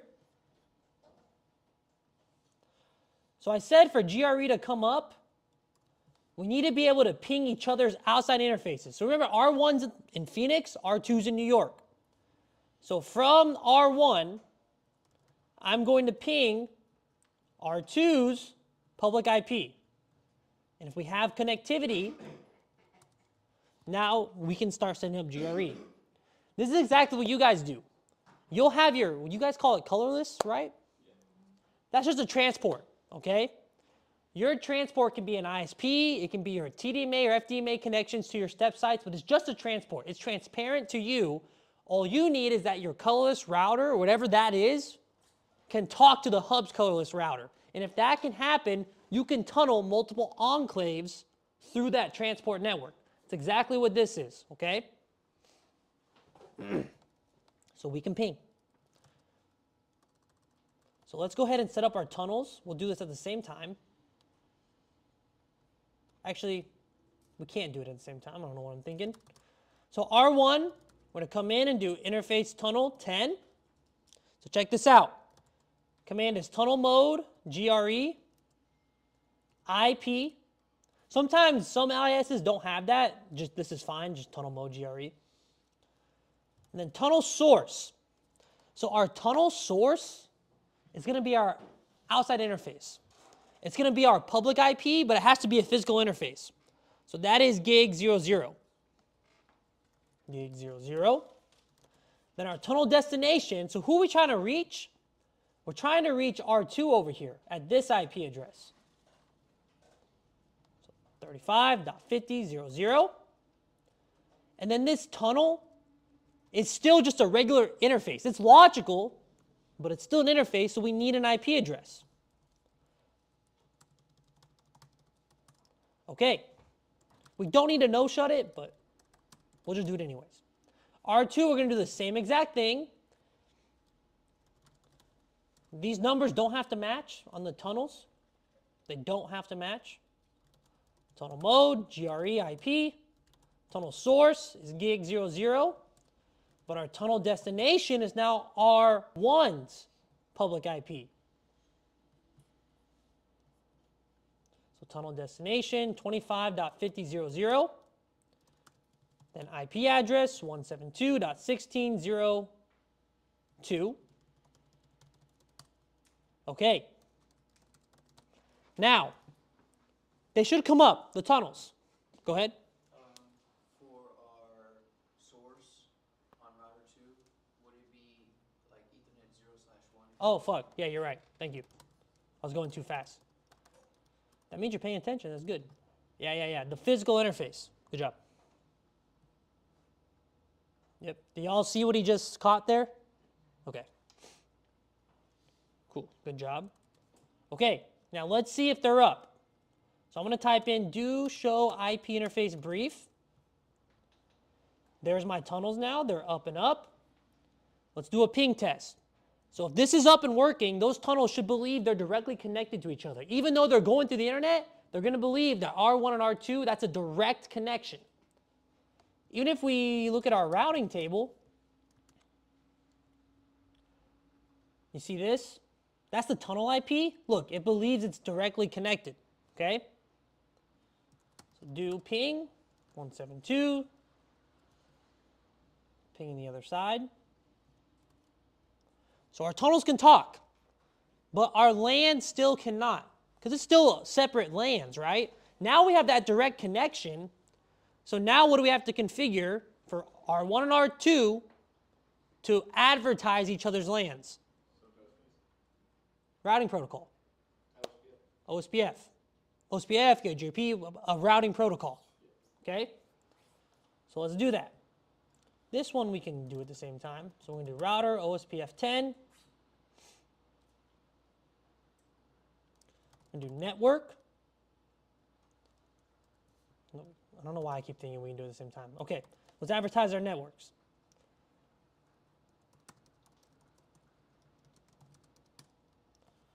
Come over here, do the same thing. 192.168.1.0. Area 0. Okay. Now let's take a look real quick. Do show IP interface brief. So we're trying to advertise through our tunnel. So on R1 and R2, you see what I have highlighted here? Those are private IPs and our tunnel IP, which is also private. Would we put this public IP in our OSPF statement? What do y'all think? No, we would not. Why? Well, yeah, we're not advertising that public IP from the ISP over to R2. That would create a loop, right? That wouldn't work. We couldn't learn if we go back here. We're not going to try to tell New York that we have this connected here through our tunnel, because that would create a routing loop, because it already knows how to reach it this way. It doesn't need to know how to reach it through the tunnel. That's the whole point. It's just an ISP connection, right? So we don't advertise our public IPs through our site-to-site VPN. It would create a routing loop, and we wouldn't be able to talk, actually. So we're just advertising the tunnel and our LANs. And we could have multiple LANs, though, right? We could have 5 VLANs. We have to advertise 5 different LANs. Okay, so let's finish this. Be network 172.16.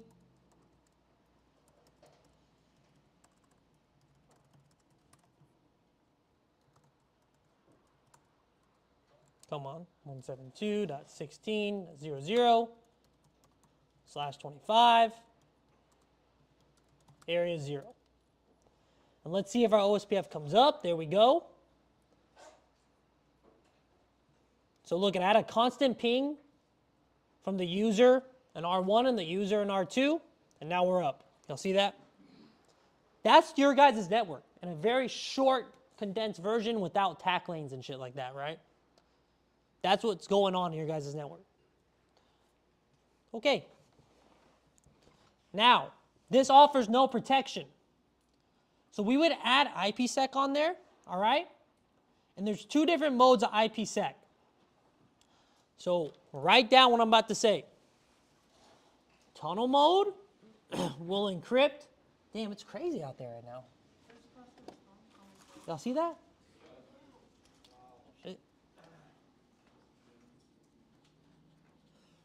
Tunnel mode will encrypt the IP header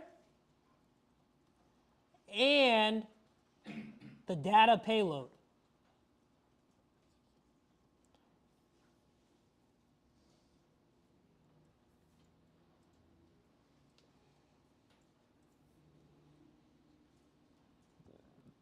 Where's this storm coming from? Fuck, it's crazy. Damn. I'm from Arizona. This like never happens. This is crazy. Okay. Transport mode is only going to encrypt the IP header. No, sorry. Fuck, I'm being retarded. It's only going to encrypt the payload. Okay? So tunnel mode's more secure, essentially. We don't need to dive into IPsec any more than that. Okay, guys? Sound good? Tunnel mode is more secure because it's going to encrypt the header and the data payload. Transport mode just encrypts the payload. All right. Can y'all imagine being homeless in this shit? Dude, that's what I was thinking. I feel bad, man. I'm not even trying to be a hater. It's just like, damn, that sucks. You know, homeless usually have mental, and it's not like... Anyways, moving on. Okay, so more about VPNs. There's 2 major types of VPNs. There is site-to-site, which is what we just did. So site-to-site means node-to-node, router-to-router, firewall-to-router, firewall-to-firewall. It's, you know, our office in Phoenix connected to our office in New York. Those users have direct connections to each other, site-to-site. It's what you guys do. You go to the field, you set up your antenna, you set up your transport, your baseband equipment, and you're talking to the hub, right? And when you get access to the hub, that you get access to a call manager, domain controllers, and the enterprise resources you need for users at your spoke. That's router to router. It's a site-to-site VPN, okay? Now, if you're a remote worker and you need access to the enterprise and you're at home, you're on your Nipper computer, what do you have to activate? Cisco AnyConnect or something? That's called a remote access VPN.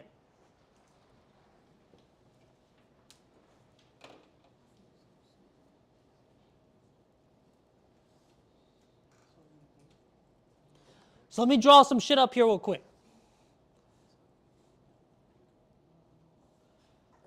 here you are at the house or you're at Starbucks.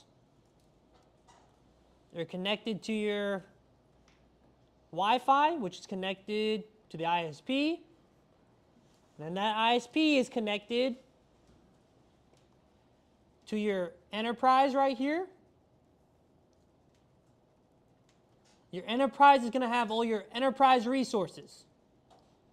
Whatever that may be, SharePoint portal, an Office 365 cluster that's doing a hybrid deployment on-prem and in the cloud, and other users that are on Microsoft Teams and Big Sarge is fucking pinging you saying, we got shit to do, okay?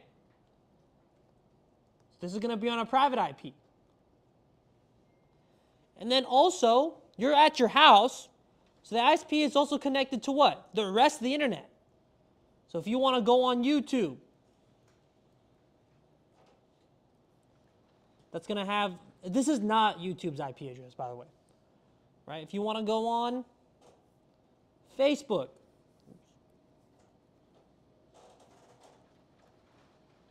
that's all connected to your ISP as well. Now, when this user down here creates that layer 3 header, and the destination IP is to 10.0.0.10, so that's part of this network, it's going to go through that VPN, correct? Yes, it's going to go through that VPN. Now, what if that destination IP is to YouTube? Is it going to go through the VPN, or is it just going to go out your regular internet connection? Depends. It's a trick question. So, we have two ways of setting this up. We have a split tunnel. Split tunnel VPN. And we have a full tunnel. In a full tunnel VPN configuration, all traffic, that means 0.0.0.0/0, all traffic goes to the VPN, okay? In a split tunnel, only the enterprise subnet goes to the VPN, okay?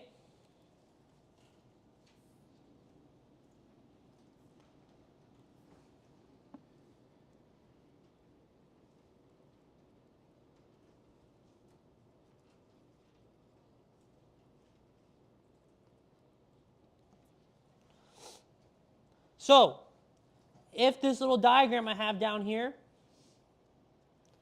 is in a split tunnel configuration, when I go to YouTube, I'm just going out my regular ISP connection.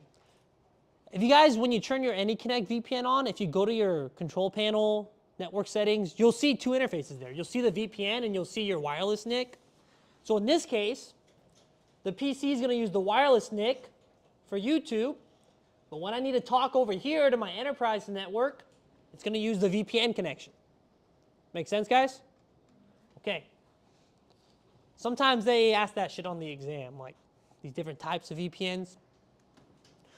Okay, take a 10-minute break. When we come back, we're going to go over virtualization in the cloud, and then we're done for the day. All right? So come back at 1.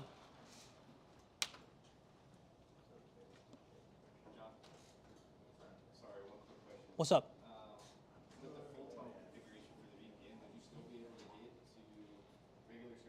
Yeah, I mean, yeah. It just depends what's configured on this side, because all traffic's going to your.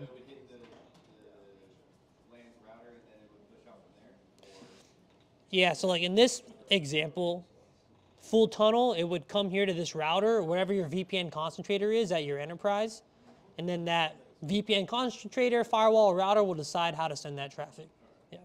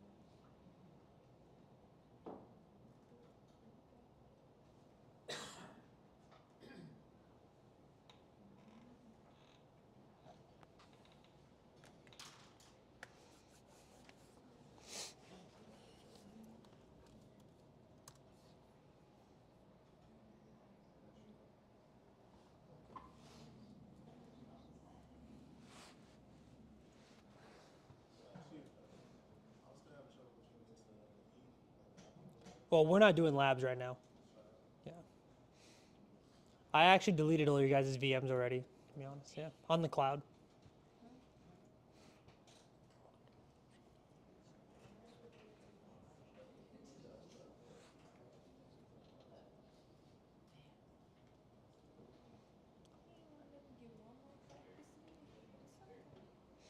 You can hit me up directly if you want to do it at home.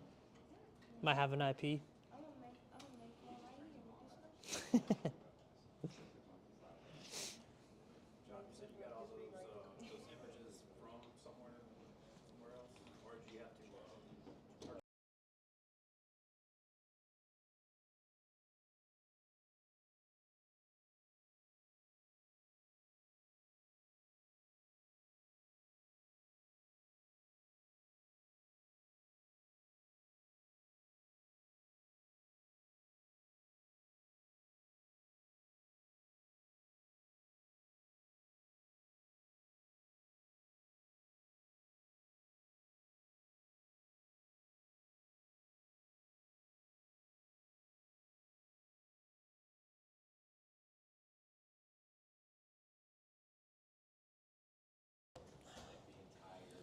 So this is something you have to pay for, but it's literally EVE-NG from Cisco. It's called Cisco CML, and those viral images, it's like from here.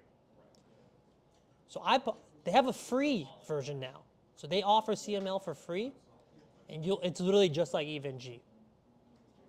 So you can either buy this, or you can get CML for free. It's not Packet Tracer. This is like, Packet Tracer's simulating what a router would do. These are real routers you can use. Just like EVE-NG. It's just a product from Cisco, and it's a VM, an OVA that you get from them. You run the OVA, you put a license in there, and then you get full access to like firewalls, routers, SD-WAN shit. This is what I'm about to use for my personal learning. I remember using that AIT though. No way you use this. Mm-hmm.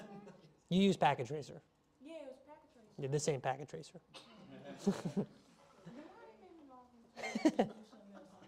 Because it's both from Cisco. So like Packet Tracer's free download too. And then you can use it. This is Cisco's like. So this is it's 200 for a year. So they just came out with a free version though. Let me see. What is it? I was about to ask, where would you get the license from if it was for free download? Would it come with the download or? No, yeah. So when you pay for it, you gotta sign up. But like you go. And then you just go pay for the license separately? Yeah, you just buy the license. Yeah. But it's slick. Like it's cool. We'll get a YouTube video about it. The only problem is like, so I use both. So like EVE-NG I use because I can put Linux boxes in there. I can put Fortinet, Palo Alto in there. So I can do multi-vendor shit. CML is like Cisco. And they'll let you, there's some Linux boxes they'll have in there for you to use, but it's like Cisco shit. So, and you gotta pay for it, so. How much was Eve and everything like that? Eve is free, man. Eve is completely free. Oh, okay. And it didn't require like a license or anything like that? Nope. So this is what CML is. See, it's literally just, this guy's doing it on VMware Workstation. Just like EVE-NG. And this is what it looks like. But it's literally the same, like, it's all the same. You ever heard of GNS3? It's literally the GNS3, EVE-NG, CML all do the exact same thing. They emulate real routers. But in EVE-NG how you had to fucking FTP? It's just already there on CML. The routers are already there.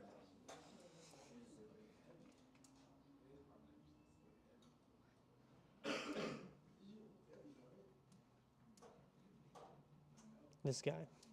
If you guys ever want to like actually get into tech and like be fully involved in the community, I'll put out some good YouTubers and people to follow too. Like this guy, he's legit. He's a little clickbaity now actually, but he's still legit.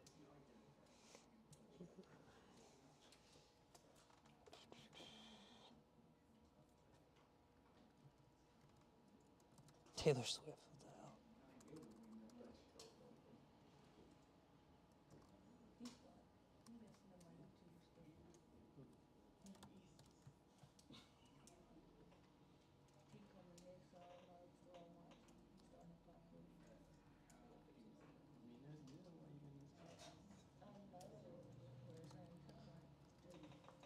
This guy too, he also has a CCNA course free on YouTube, like me.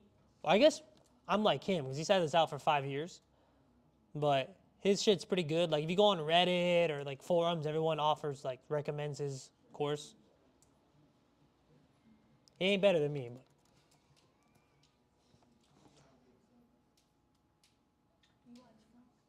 This guy too, if you ever want to he's pretty legit. He runs an MSP and he goes over multi-vendor, a bunch of shit.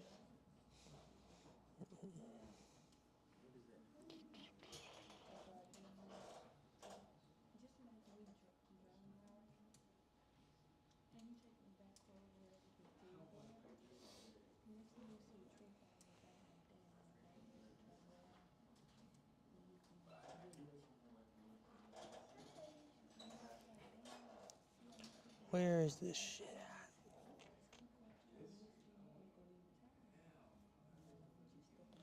at? All right, guys, let's finish up. I want to go home. So, virtualization. Let's talk about it. This is something that's been around for over 20 years. But we go to our original data centers.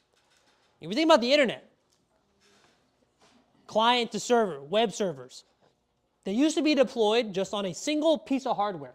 You would install Windows or Linux on a big racked server, and then you would install your web server on top of that, right? Start building the application, the web application.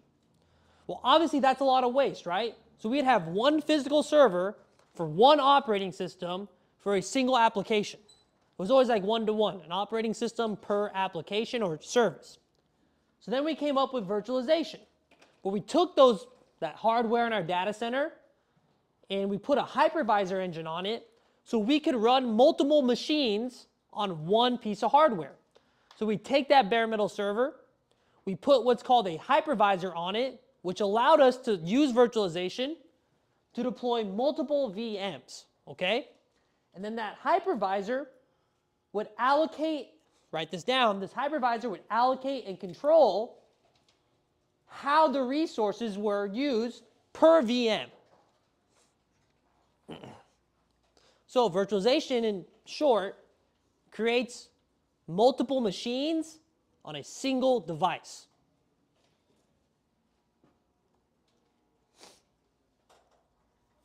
So up here, we have type 1 virtualization, or a type 1 hypervisor. So imagine this is a rack server, maybe a tower server. We install a hypervisor engine on that server, not an operating system. We don't install Windows on that server. We don't install Linux. We install a hypervisor engine. You guys have little tactical data centers that you go out with? Okay. I don't know what they're called for you guys. They used to be called PCN. What'd you call them the other day? TCN. And what was it? Windows server? Well, we had TSIs that was VMs, and then VMs. CCN, we ran literally all VMs for everything. And what was the hypervisor? ESXi? I think so. Okay. Anyway, type 1 hypervisor, it's going to be things like ESXi, Proxmox, and also Hyper-V from Microsoft, okay? So if I have a bare metal server and I install ESXi on there, that's my hypervisor that's going to allow me to control what? These physical resources for the VM. So I install that hypervisor. And now I can go and install multiple VMs. I can install a Windows server VM, a Linux server VM, and each VM is going to be its own operating system. And I control from my hypervisor how much storage it gets. So this one may get 100, this one may get 200. I control how much compute resources it gets. So 2, 1, 4 cores, and I control how much RAM it gets, how much memory it gets. This VM may get, where's my pen at? This may get 8 gigs of RAM.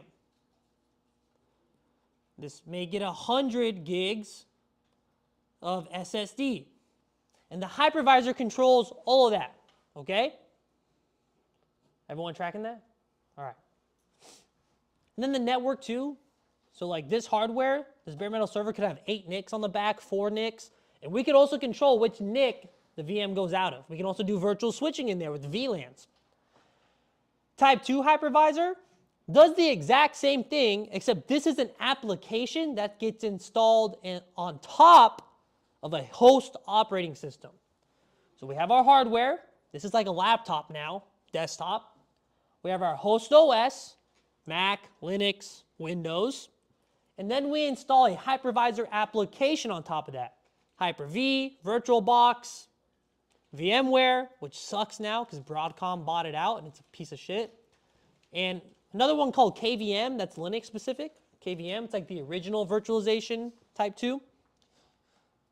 And then that hypervisor will control the same thing, the hardware and physical resource allocation per VM. Let me write that out. Hypervisor controls the physical resource allocation per VM.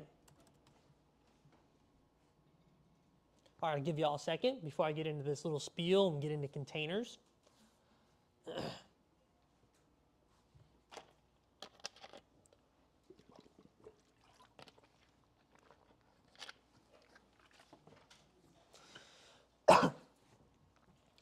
Another thing I want to just note for you guys is type 1 hypervisors you can cluster as well. Are you guys not done typing? Writing this out? Don't worry. You have access to the whiteboard. Don't worry.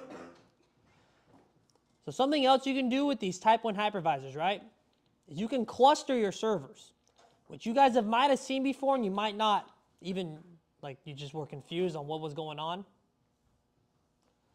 So let's say we have server 1 here, server 2, server 4, server 3, okay? They're all going to be in the same subnet. So let's just say 10.0.0.0/24. So this will be .1, .2, .3, .4. And on each server, remember this is a physical server, we're installing ESXi.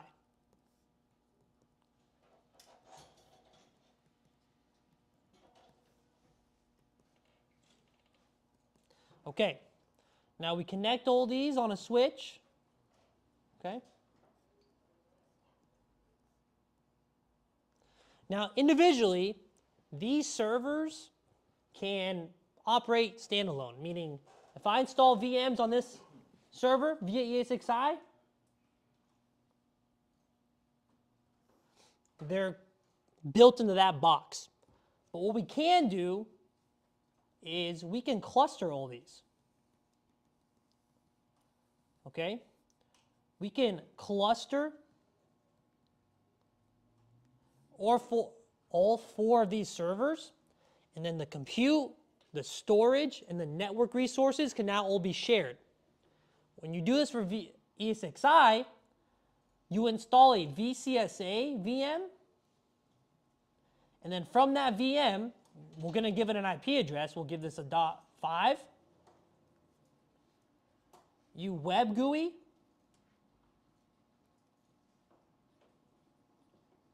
And then you can control all 4 of these hosts in the cluster. That's what we call them. So if I have a VM in this host, and we're doing some monitoring, we notice that the temperature is getting high on that and the CPU is reaching its threshold for that host, we could do something like set up vMotion and migrate that VM over to this host. So that gives us redundancy. And I'm willing to bet, I've never touched your equipment, but this is just such a standard thing in the industry that your guys' TCNs, or I don't know what the fuck you call them, the tactical data centers that you bring with you are probably set up this way. Okay? If I had to take a guess.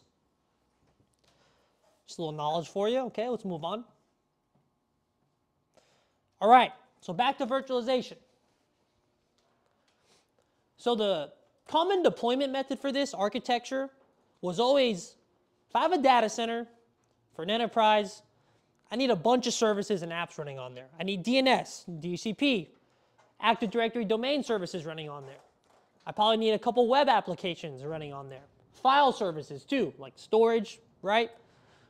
It was always 1 VM per app, okay? So let's think about that as far as resource allocation. every time I want to deploy an app or a new service, I'd have to deploy an entire operating system in VM, and then control that VM from a hypervisor. It's a huge process. So if I'm from a cybersecurity perspective now, I have 1, 2, 3, 4, 5, 6 operating systems that I now have to manage, update, and patch for a single application, okay? That seems a little intensive, right? Just for a single app. So the solution to that was to start containerizing these applications and be able to run them on a single container engine with all their dependencies to rapidly deploy those applications. So containers are like the next evolution of virtualization. You notice now we have these applications that don't require an operating system for them.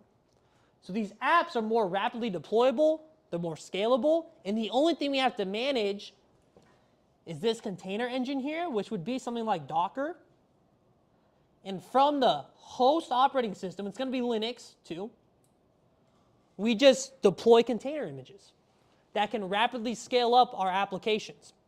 So our suspense time, if we want to deploy an app from the system administrative side, instead of having to deploy VM, Windows Server operating system, put the updates on it, we have containers and container images that we can pull down from a source control and rapidly deploy them within seconds, okay? So that is containerization. Any questions on that? All right, it's a little confusing, but that is a container. Important thing is you don't need an operating system for it anymore. All the dependencies are already there in the container engine. All right, let's move on to the cloud. So, this is like computer science 101 kind of. But your computer, what 3 basic things does it need to run? It needs storage, it needs compute, and it needs a network. In other words, it needs access to the internet, it needs memory and processing to be able to run its applications and operating system, and it needs a place to put all those files. So storage is SSD, your hard drive, compute, CPU, RAM, and the network's your NIC. Have you guys ever been to a data center before? Anybody? Okay. So in the data center rack, we're managing applications for our entire enterprise. We rack this up. What do we have to do? So we have to think about our environment. So is there an HVAC system in there? Do we have the proper ventilation, hot and cold aisles? 2, we have to worry about power, right? When you guys go to the field, you guys do the exact same thing I'm talking about, right? What's your power look like? What's your environmentals look like? In the civilian world, when you have to rack up a data center rack, sometimes you get into zoning regulations because you need the power company to give you maybe more like wattage and power, and it just gets a little crazy. But so environmental, power, and then you have to worry about storage, compute, and your network. So in a data center rack, you take what's in this computer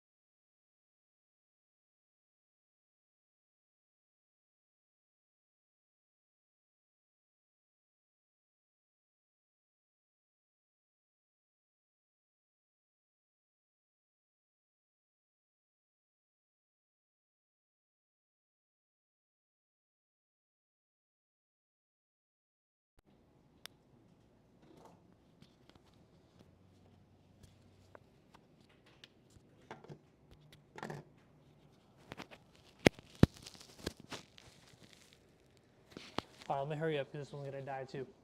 Okay. So that's the premise of the cloud. That's where it came about, okay? Now let's go over some cloud basics. So NIST, y'all know what NIST is, right?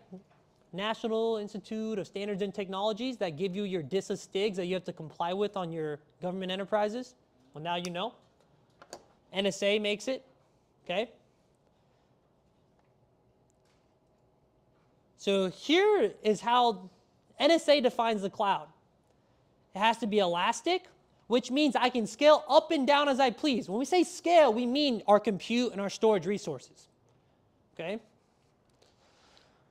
Measured service, meaning that if you're saying you have a cloud to offer me as a customer, I'm able to measure how much I'm spending and what my future expense may be.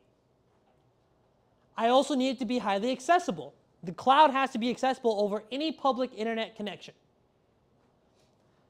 It's also going to be multi-tenant, which means if I'm running a cloud service and I have my data center that I'm delivering to you, the customer, if all 40 of us built a VM in a cloud service provider, all of our resources are pooled right there. It's a multi-tenant. So one server could have all of our VMs running on it, okay? And then on-demand self-service. You don't need to get into any enterprise SLA or anything crazy like that. You can just sign up and start using it with a credit card because they're going to get their money, trust me. The big three cloud service providers, if you want to learn the cloud and work as a cloud engineer, are going to be AWS, Amazon, Microsoft Azure, and GCP. I'm pretty good at these two, so if you guys ever want help with those, I can help, but I don't know shit about AWS. Okay. Now, this little note down here, it's not going to be on the exam, so I'm not going to go over it, but if you want to know the 4 fundamentals of computing that the cloud provides, you have access to this whiteboard, all right?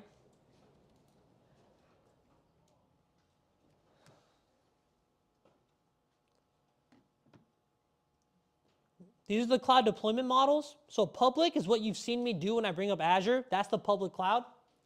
Private cloud is when you have a private instance in the cloud just for your organization, or you build a private cloud in your data center and make sure that it matches these tenets. Hybrid is a combination, and community is two organizations coming together to share the costs. When I mean costs, we mean literal dollar bills, okay? That's a community cloud. Now here's what's going to be possibly on the exam right here. The different cloud service models. Okay, I'm going to try to make this quick. Where's my pen? These are the 3 basic service models. I put on-prem in there just to give you an example that when you deploy resources on-prem, you're responsible for everything. Now, these cloud service models have different levels of responsibility between you, the customer, and the CSP. CSP stands for Cloud Service Provider. So on-prem, you're responsible for everything. You're responsible for the power. You're responsible for the HVAC. A better way to describe that is environmental, but you're responsible for the physical hardware, for racking and stacking the servers and the network components and anything else. Hold on. Let me see something here. I want to make sure I don't miss anything. All right. You're responsible for the operating system. So when you deploy Windows Server, you're responsible for the patch, everything about that operating system. You're responsible for the middleware. So when I want to develop an app on Microsoft, I have to develop it in .NET, right? That's the middleware, .NET. Stuff like that, frameworks. I'm also responsible for the software. So any applications I deploy on there. I'm responsible for the IAM, Identity Access Management. So the access control. Who does and who does not have access, I'm responsible for. Make sure I didn't miss anything. And I'm just going to put this all into one, just security. And any databases, but the databases are kind of part of the operating system. Just want to add it in there, okay? When I say security, I mean logical and physical. So the cybersecurity, the patching, right? The security updates, which is same shit. And then the physical security. Do people have access to your data center? Do you have a badge reader? All right. Now let's get into infrastructure as a service. So I'm going to write up here what the CSP is responsible for. And then I'm going to write what you're responsible for, and it's color-coded. So if it's in blue, the cloud service provider is responsible for it. If it's in red, you're responsible for it. And this is very important. Remember I showed you I owed the cloud like 20 grand? That was my fault because I was doing the infrastructure as service, and since I let it get exploited, the cloud provider's like, you're paying that shit. So it's very important we understand this responsibility matrix right here. And yeah, maybe this isn't going to be as in-depth on the test, but trust me, if you're going to be in IT, the cloud is like literally, you got to know the cloud. Even network engineers. The new version of CCNA has the cloud on there a lot more too. They understand this is the, and not even the future, it's just the now. The cloud is used all the time. Okay. The power, the HVAC, the hardware, and infrastructure as service. That's what that I is, infrastructure as a service. That's the CSP. This is as much control as you'll ever get in the cloud, infrastructure as a service. This is pretty much them saying, hey, build your own VM in the cloud. That's what we did for our labs, my EVE-NG labs. Infrastructure as service. So you're responsible for the operating system. You're responsible for the middleware, the software, the IAM, Identity Access Management, the cyber security, different now, right? Cyber security, because you're not responsible for the physical security in that cloud data center. I'm going to break this down. This is the patching. I'm going to put the firewall too. You're responsible for that infrastructure as a service, and this comes at an increased cost. Infrastructure as a service is going to cost you a lot. Now, platform as a service. So the P is platform. This was built so that developers that don't know this system side, how to manage operating systems, all that, can rent a platform from a CSP and quickly deploy their code. That's what we do. Academy.trepatech.com is on something called Vercel. They're a cloud provider that specializes in PaaS, okay? Platform as a service. We get some control, like adding more RAM and CPU, but that's more just like from their console being like, oh, we need more power to our server, right? But they manage that in the back end. So platform as a service, hold on real quick.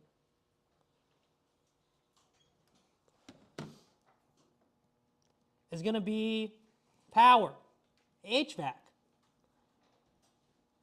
hardware, and then the CSP is going to manage the underlying operating system. So you don't have to worry about patching or updating an OS. You don't have to worry about the middleware, the things that enable the software to work.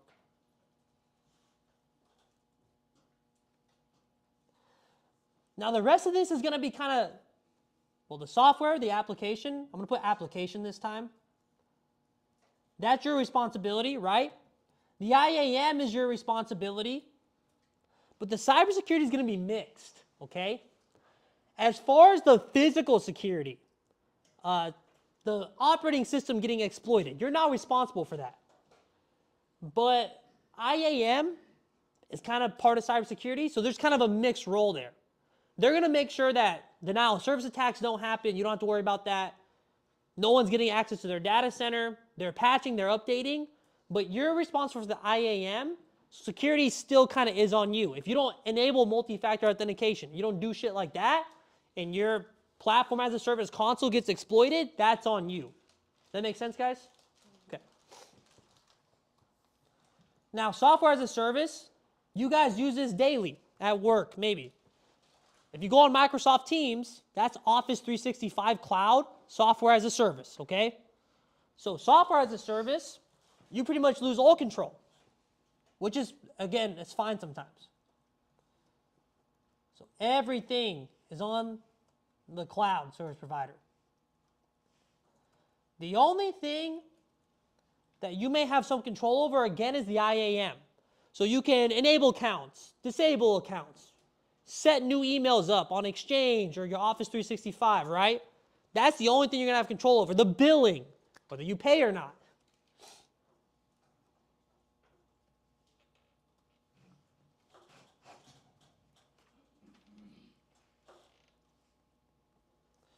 And the only thing you have control over, is the IAM.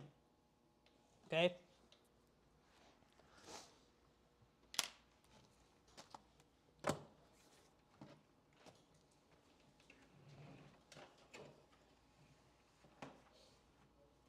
Let's look at this. Let's go to Azure. For you guys in the DoD, which is all you guys, I have some people on my YouTube, so let's say some of you guys, Azure is the cloud provider that the DoD is going to use heavily. There was a $10 billion contract, wasn't the JEDI contract, awarded to 4 major CSPs for the DoD, AWS, Azure, Google Cloud, and Oracle. But Azure, Microsoft, is going to be the main one with the most jobs in the DoD. Here's why. Because your enterprise is still a what kind of environment? Microsoft, okay? You still have Active Directory. Your network acceleration hops that are going to be used in DISA links are going to be Azure, probably some AWS too. Just trust me when I say Azure, right? If you want to get a job in cloud in the government, Azure's going to be the way to go. If you want to just get a cloud engineering job anywhere, AWS dominates the market, okay? But each CSP has their thing. Microsoft is big on IAM. They have Microsoft Entra ID, which is the cloud version of Active Directory, which, guess what that manages? Office 365.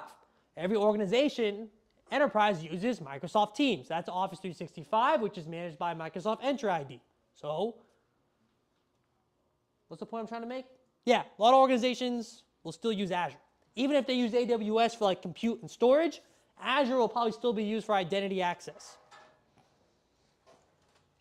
Let's look at infrastructure as service.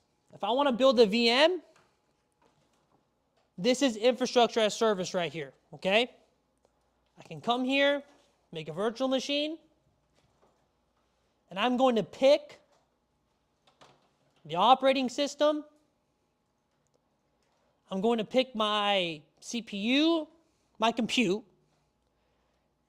and also I'll pick the storage under the disk. Okay? And you notice how my costs keep going up? Because it's a pay-as-you-go. So if you ever want to fuck around with the cloud, you'll have to put a credit card down, even in the free tier and the free trial. And if you start messing around with VMs, you forget to turn that shit off, it's going to cost you money, okay?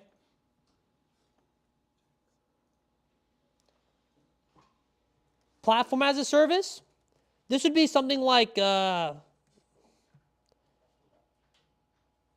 apps here, where this will let you create a website straight from Azure, okay? Where did the thing go? Yeah, you can create a static web app, and you don't have to deal with none of the underlying operating system. You can just deploy your code. You'll be good to go. Let's come here. Let me show you a different example for software as a service. Fuck. Nah, I don't want to do this because I'm live streaming. All right. Gmail, Google Drive, all that software as a service, okay? Office 365 is as well.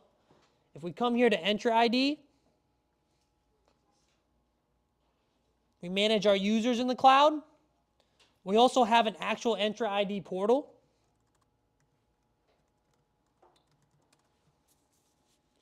Call it the Admin Center. This is where admins, probably not you guys for now, but you might get access to this shit, can come in here and actually configure users, configure licensing, add Office 365 licenses to users. So when, I don't know when the big army did it, but when SOCOM transitioned to Office 365, this was a huge migration and overhaul to get Active Directory users synced up here to Entra ID so they could use Office 365, okay? Yeah, that's good. Okay. We can be done. All right. Any questions on the cloud? I know I just went over a lot of shit, but it's in your books too. If you need a little reminder.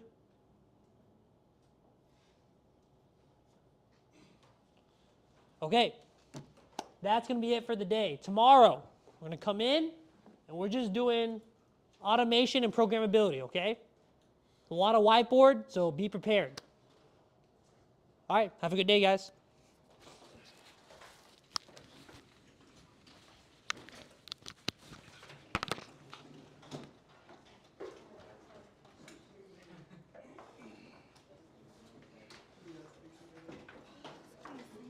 What's up?